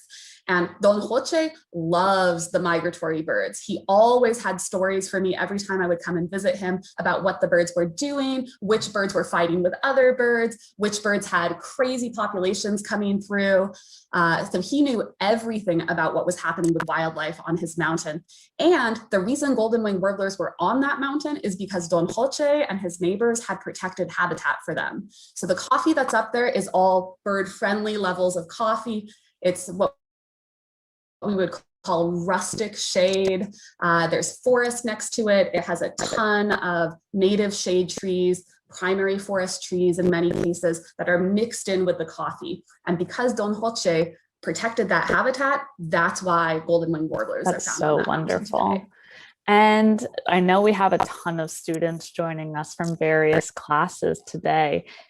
You do some work with schools as well down there, correct? Yeah, especially while I was living in Honduras. I worked with elementary schools and some middle schools, teaching kids about birds and also training university students in Honduras to teach these elementary and middle school kids about birds. So one of my favorite events that I did was a World Migratory Bird Day event in Honduras for kids there, because the same birds that we're celebrating here in the US right now, we also celebrate all throughout Central and South America because those birds are in both places. So you can see here, we did this, we called it Feria de las Aves. Basically the same type of event we're doing here in the United States, but teaching kids about the migratory birds. You can see we have a piñata there of a summer tanager. And we did some banding events. You can see down there in the bottom, just like the event that Dr. Evans did a few days ago for you guys. We took all these kids out. We showed them how we catch birds, and then we actually let the kids release the birds. And then we just, son of a guy that I used to work with trapping golden winged warblers, and Samuel would come out with me. He was also a student in that area and help us as we were doing our research. And in some cases, he would get to release the birds as we let them back. That's so great. So all of you students watching, for you being here and celebrating World Migratory Bird Day with us, there are also students your age, your peers down in Central and South America who are celebrating those exact same birds because we're both seeing them. That's really, really neat. Now we have some great questions about why we're trying. Mohammed asked why we're trying to protect birds and what are some things that all of us can do to help protect birds? Yeah, that's a great question. I'm so glad that people are thinking about how we can help protect birds, because we are really the reason that these birds are going through these population declines. So all of you as students out there, or any adults that are on the call, there are a lot of simple actions you can take to live lifestyles that are friendlier for birds. So we would call this living bird friendly. I'll just go through some of the actions here that you can take. The first one is turning out your lights at night while birds are migrating through, or putting blinds or stickers on your windows so birds don't run into those windows. Super simple action. Everybody that has a window in their life can take this action. And that really helps birds as they're migrating not to hit those windows. Or if they're just feeding in your backyard, it helps them and protects them. If you have a house cat, you can also protect migratory birds by keeping that cat inside. So cats, as you might know, like to eat things that move outside, and they like to eat migratory birds, especially when they're moving through. So especially in that migration period, as we're celebrating World Migratory Bird Day, just keep your cat inside for a month or two until the birds have migrated through, that nesting period's over, or if you're able, keep your cat inside all the time. You can also make your backyard, if you have a backyard, friendlier for birds by planting native plants.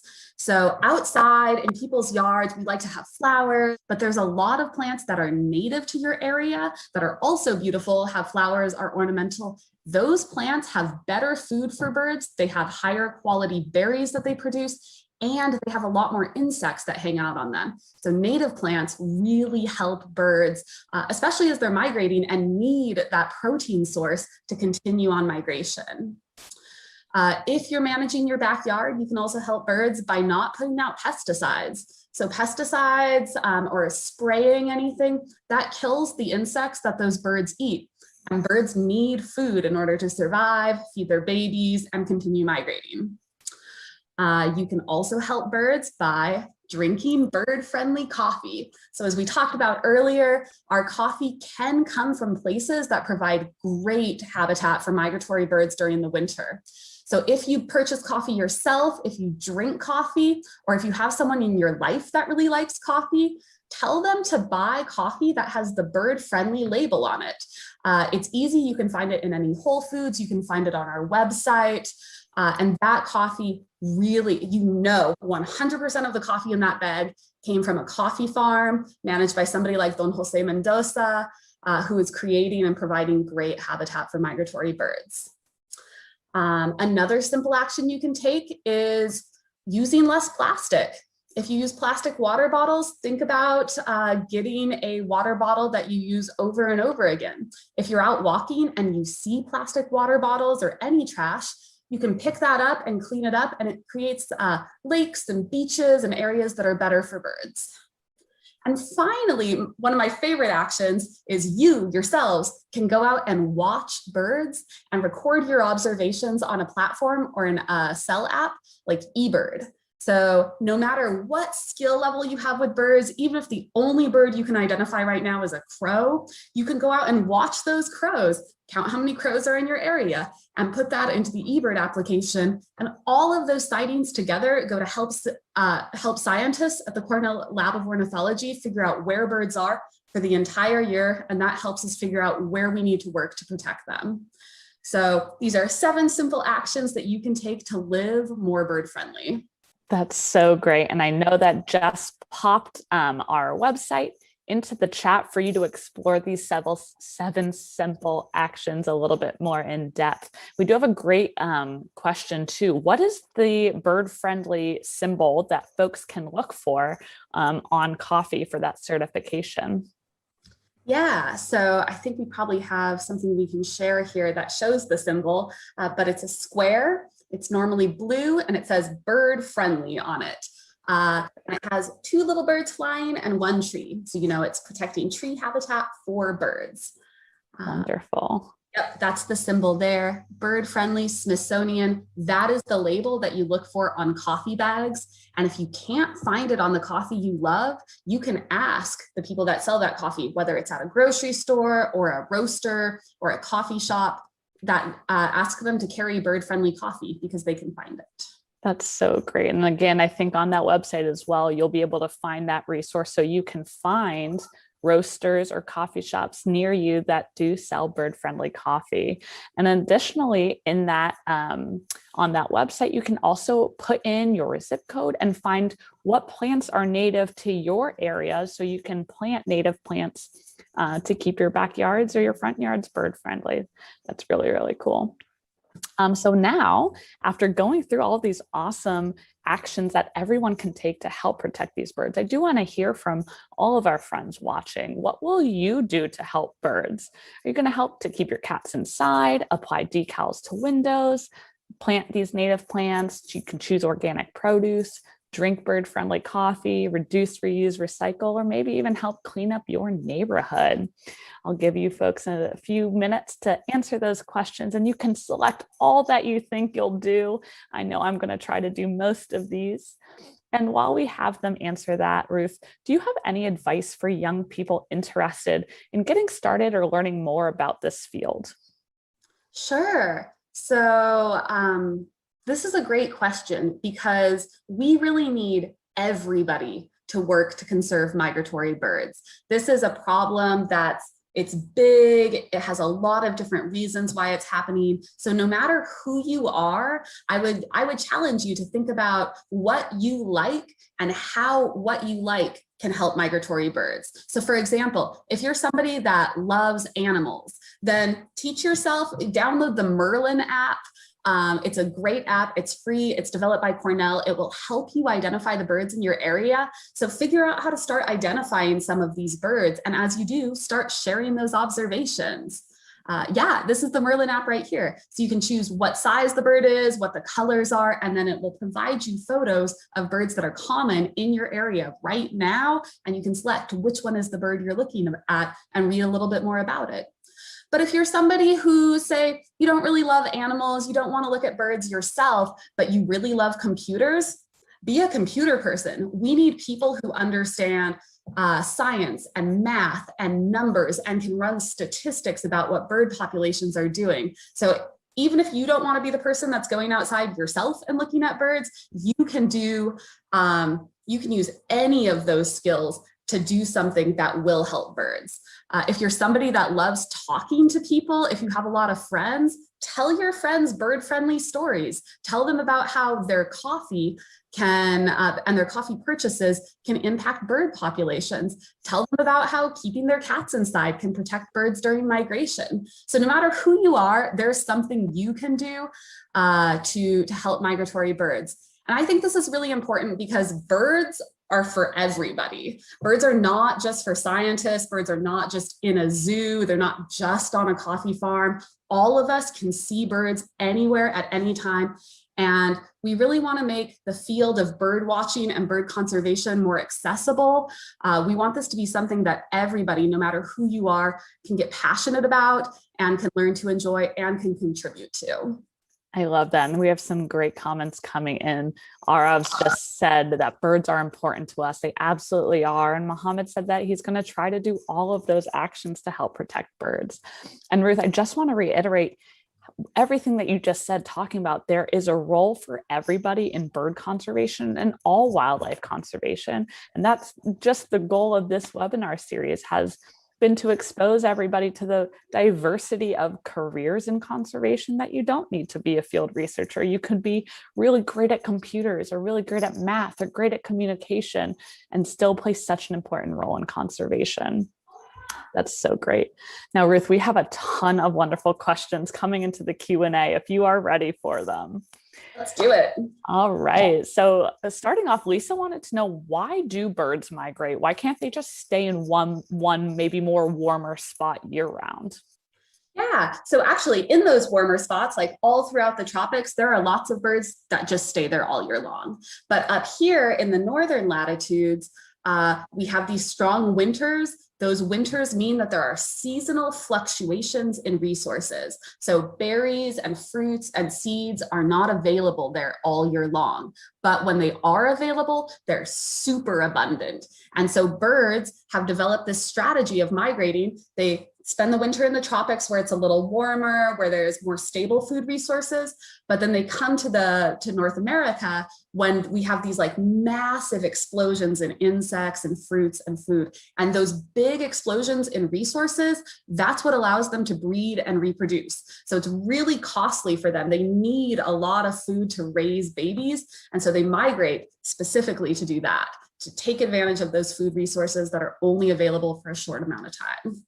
Very cool. And I know that we saw with the golden-winged warbler that we saw these two distinct populations, but do other migrating birds also stop in the same areas to rest and feed on their journeys? Yeah, so we are learning a lot right now about where birds rest and how they refuel during migration. So we know that there are some key spots, and those spots are different in the spring when birds come north, and those are different from the fall spots where they migrate in the south, or where they go south. So along the coast of Texas, a lot of birds cross the Gulf of Mexico, and they will spend they'll spend some time hanging out in vegetation right on the coast of Texas, trying to, sorry, somebody's at the door. That's okay.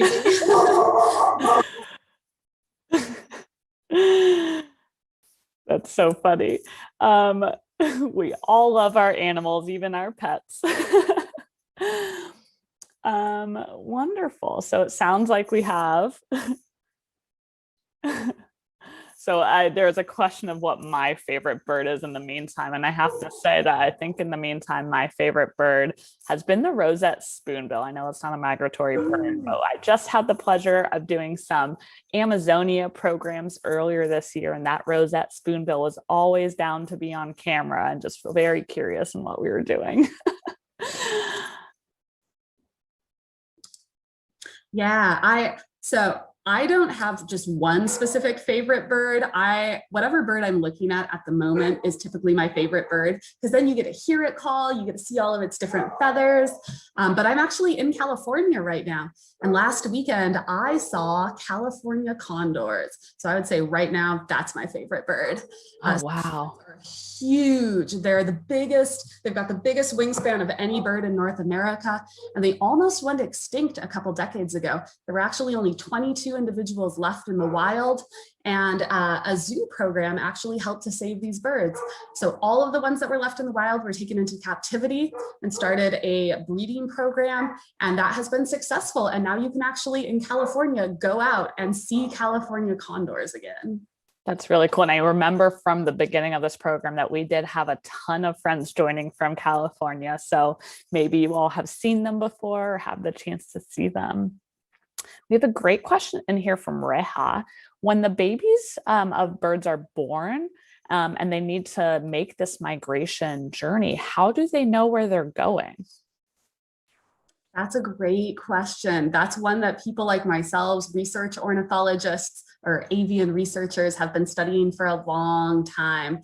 So there are actually genes inside the bird that control this migration desire. So the feeling that when lights start to get low, when it's no longer summer, days are getting shorter, birds know it is time to go. And how far they travel and the direction that they travel is partially controlled internally through their genes. It's something that's passed on to them from their parents. And so even baby birds that were just born that year, their parents leave them and they group together with other birds, and they just know they're going to go south. They're going to go about 3,000 miles. And then the second year, then they have some knowledge, right? Then they know, when I get to the Gulf of Mexico, this is what I do. Like, oh, this is the Mississippi River that I'm looking at. But for that first migration season, it's primarily genetically controlled, we think. And one other really fun fact about birds is that they have very high iron content in their blood. And so over their eyes, there's blood vessels in their eyes, and they can actually use that iron content to help them know where north is. So iron has some magnetic properties, and they can actually kind of see bands of shade, we think, that tell them more or less where north is, and that helps them orient as well. Wow, that's really, really fascinating. And that is something I just learned today. Let's see here. Do they always, all species of bird migrate at the same time? So not at exactly the same time, but in the same season typically. So the whole spring season is a migration period, but some birds are the first ones to migrate, some birds are the first ones to arrive, and it kind of depends on what that bird is eating and where it's going to try to breed. So birds move north with what we call the green wave. So as our deciduous forests in North America start to put leaves back on, birds tend to with those leaves and go north with those leaves. Really cool. There's a wonderful question from Lily and Levi. Are there any bird species that have stopped migrating over the years? Ooh, so there are some populations that we call partially migratory. American robins are a really great example of this. Some robins, like the ones that breed in Alaska, all of those birds migrate. But in the central United States, those robins can find food resources to in the winter there. So in places like around DC, we'll be joined by robins that come from Canada and are migrating south. Some of our robins go south and some of our robins just stay in DC the whole year. So over time, if that strategy, staying around the DC area, is better, if those birds breed more, that population may become more sedentary over time. Wow, that's really fascinating. What a great question to start thinking about. And here's another really great one, sort of thinking into the future from Rick. Due to global warming, coffee production in Central and South America is expected to move gradually into higher elevations. What do you think this impact will be on migratory birds and their habitats? Yeah, this is a big thing that's happening right now. So in Central America specifically, most of the areas right above where coffee is grown still have forest, primary forest. And it's typically a type of forest we call cloud forest because it's very humid. There's kind of a cloud level that sits on those mountains all day long. And as climate change is occurring, those areas are becoming suitable for coffee production for the first time. So in the past, you couldn't grow coffee there, it just wouldn't survive. And as they become suitable for coffee production, there's actually a lot of deforestation happening at that level, right where the cloud forest meets the coffee level. So this is something that coffee companies really need to think about. Are they going to source coffees from areas that are deforesting the cloud forest? So part of our program is trying to understand in a landscape what patches of forest we want to conserve, what areas are okay to grow coffee in, and then how that coffee can be grown in the most environmentally and bird-friendly way possible. Wow, that's really, really, really fascinating to think about, and just even more important to emphasize the need to protect all of these habitats. And Mari and Carlene want to know what made you want to study birds specifically. So I, after college, worked a bunch of different types of jobs with plants and different types of wildlife. I studied grasses in Montana. I removed invasive weeds in Washington State. In Arizona, I worked a job with roadkill. And after that roadkill job, I had a job in Colorado studying sage grouse. Sage grouse are these big chicken-like birds. They live in the high sagebrush area. And those were the first birds I personally felt a connection with. So I would go out every day. We had radio trackers on all of those birds. And so I would find them, the same birds, day after day after day. I watched how they moved, what they were eating, how they changed plumage over time. We got into the breeding season where they have this fascinating thing called a lek. All of the males group together. They have these big air sacs that they inflate. They fan out their tail feathers and they dance around on these little dancing pads that attract the females to them. And after I had that experience, I was sold. I didn't want to work with roadkill anymore. I didn't want to work with grasses. I wanted to work with birds. That's a really great answer. Sienna has a really great question. She pointed out you seem to be maybe able to speak Spanish. Is it important to learn multiple languages? Absolutely. So in the Americas, our migratory birds all travel to Spanish-speaking areas, Portuguese-speaking areas. There's some French-speaking areas, some Creole-speaking areas. So learning another language, if you want to study a species that travels, is really important. So I actually, while I was a Peace Corps volunteer in Honduras, I had the chance to really improve my Spanish language skills. So I would say absolutely, as you have opportunities to study another language, study that language, no matter what language it is, whatever language is of interest to you. And it also makes the world more accessible to you. So I wouldn't be able to work with migratory birds on coffee farms if I didn't speak Spanish. And I have a lot of colleagues that work in Africa, and speak French and other African languages, and that allows them to study European migratory birds that spend their winters in parts of Africa. Wow. Another one came in. Are there any careers in wildlife conservation or bird conservation for folks who are maybe thinking of a career change? So maybe not students, but people who have already graduated? Sure. So I would say the bird conservation world needs people with lots of different types of skill sets. There are careers studying migratory birds that you typically need a science degree for, a master's or a PhD if you want to lead research. But we need people working with communications, people working with art, people that can take bird stories and bird research stories and communicate those to the public in ways that matter to lots of different types of groups.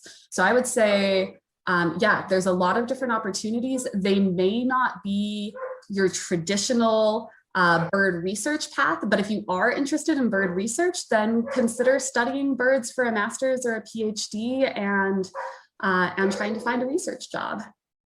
That's great advice. We had a couple more migration questions in here. Do birds ever migrate across like the ocean? Well, maybe from the United States to Europe or vice versa? So in the United States, every year we get birds from Europe that kind of blow across the ocean or get lost. So there aren't typically migration pathways from Europe to the United States and back, but we do encounter regularly, not super regularly, but every year a few of those birds do show up somewhere in the United States.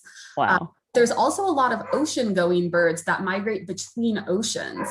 So some of our colleagues in the Migratory Bird Center study birds like parasitic jaegers, these giant ocean-going birds that spend almost their entire life in the ocean, that breed in Alaska and can travel to all of the different oceans on the planet. So birds conduct some really fascinating migrations. Wow. Here's a really interesting question. What would make a quality habitat? To ask specifically about the golden winged warbler, what makes that a suitable habitat that the males or the females come into and say, this is where I'm going to nest? Yeah, so we define habitat quality in a lot of different ways. On the winter, it's the quality of food resources that the golden winged warblers can eat that allow them to survive the winter, be protected from predators, and also deposit those fat resources that they need to migrate north. In the breeding season, quality habitat means a place that they can nest that's safe from predators and enough food resources to feed to their babies so that those babies can become independent and migrate down. And so we study all of those different things. We study what the food resources are like, how big the breast muscles of the birds are, how much fat they have, what percentage of their nestlings, those little babies, survive to independence. All of those things give us clues about habitat quality. Great. About how many migratory bird species are there in total? I'm not sure what the number is. I can tell you that there are over 40 species of migratory warblers just in the Eastern North America alone. And there's a difference between birds that do these like really long migrations versus birds that do just short migrations. So a bird might go from like Washington, DC to Florida and back. Or it might just go from Washington, DC, like 2 states down and back. So there's lots of different types of migrations. But I don't want to tell you how many there are because I bet that number is not going to be correct. Lots of birds. Lots of them. Now we are running out of time, and I do want to ask just this last question from Amari. What is your favorite thing about the zoo or your job? Or your job? Yeah, so in pre-COVID times, my office is at the National Zoo, and I love that I can take my lunch break and just walk to the zoo and see not just birds, but all sorts of different types of animals. It's so cool. I love the red pandas that are at the National Zoo. I love the American Trail exhibit where you see California sea lions and wolves and bald eagles. So I think zoos are an incredible way to see up close animals that you would have basically no chance of seeing in the wild. And I love that the zoo gives that opportunity to everyone that lives in urban areas around the zoo. It's really a privilege to be able to see and interact with and learn from these incredible animals that are often very threatened in their natural habitats. I love that. And for those of you who didn't know, the zoo is reopening on May 21st, so you can check our website for more information on that. Now, Ruth, before we say goodbye, I do want to wish everybody, again, a happy beginning of World Migratory Bird Day. Ruth, thank you so much for joining us. This is our final episode of The Wild Side of STEAM for this season. However, you can check out all of our previous episodes on our website or YouTube playlist and check back this fall for our new and upcoming programs. Ruth, I have learned so much today about your work, migratory birds, the importance of bird-friendly coffee and cacao, and I know that our viewers did as well. Before we say goodbye, do you have any final words of advice for all of our viewers? Sure. In honor of this World Migratory Bird Day, I would challenge all of our viewers today to pick one thing that you can do today that's good for migratory birds. We discussed a lot of them on the program today. Think about what you can do, just one thing, do it today. And if you like it, and if it's easy, maybe do it tomorrow as well. And if you're really enthusiastic, do all of the things that are good for birds. Take all of those 7 simple actions and put them in practice. Wonderful. And again, special thank you to the Environment for the Americas for partnering with us today for the webinar and streaming through your website. If you are interested in tuning in for more World Migratory Bird Day programs, check out birddaylive.org for their great lineup. So before we finish up here, you will see one last poll after watching this webinar. Did you learn something new about zoo careers? Yes or no? And additionally, we would love your feedback on this webinar so that we can continue to learn and grow. A short survey will pop open in your web browser following the end of this webinar, or you can follow the link that will be put in the chat. Thank you again to everybody for joining us, and thank you to Ruth and the rest of the team from the Smithsonian Migratory Bird Center for the wonderful insight into your career. And on behalf of the Smithsonian's National Zoo and Conservation Biology Institute, we hope you have a wild day. Bye.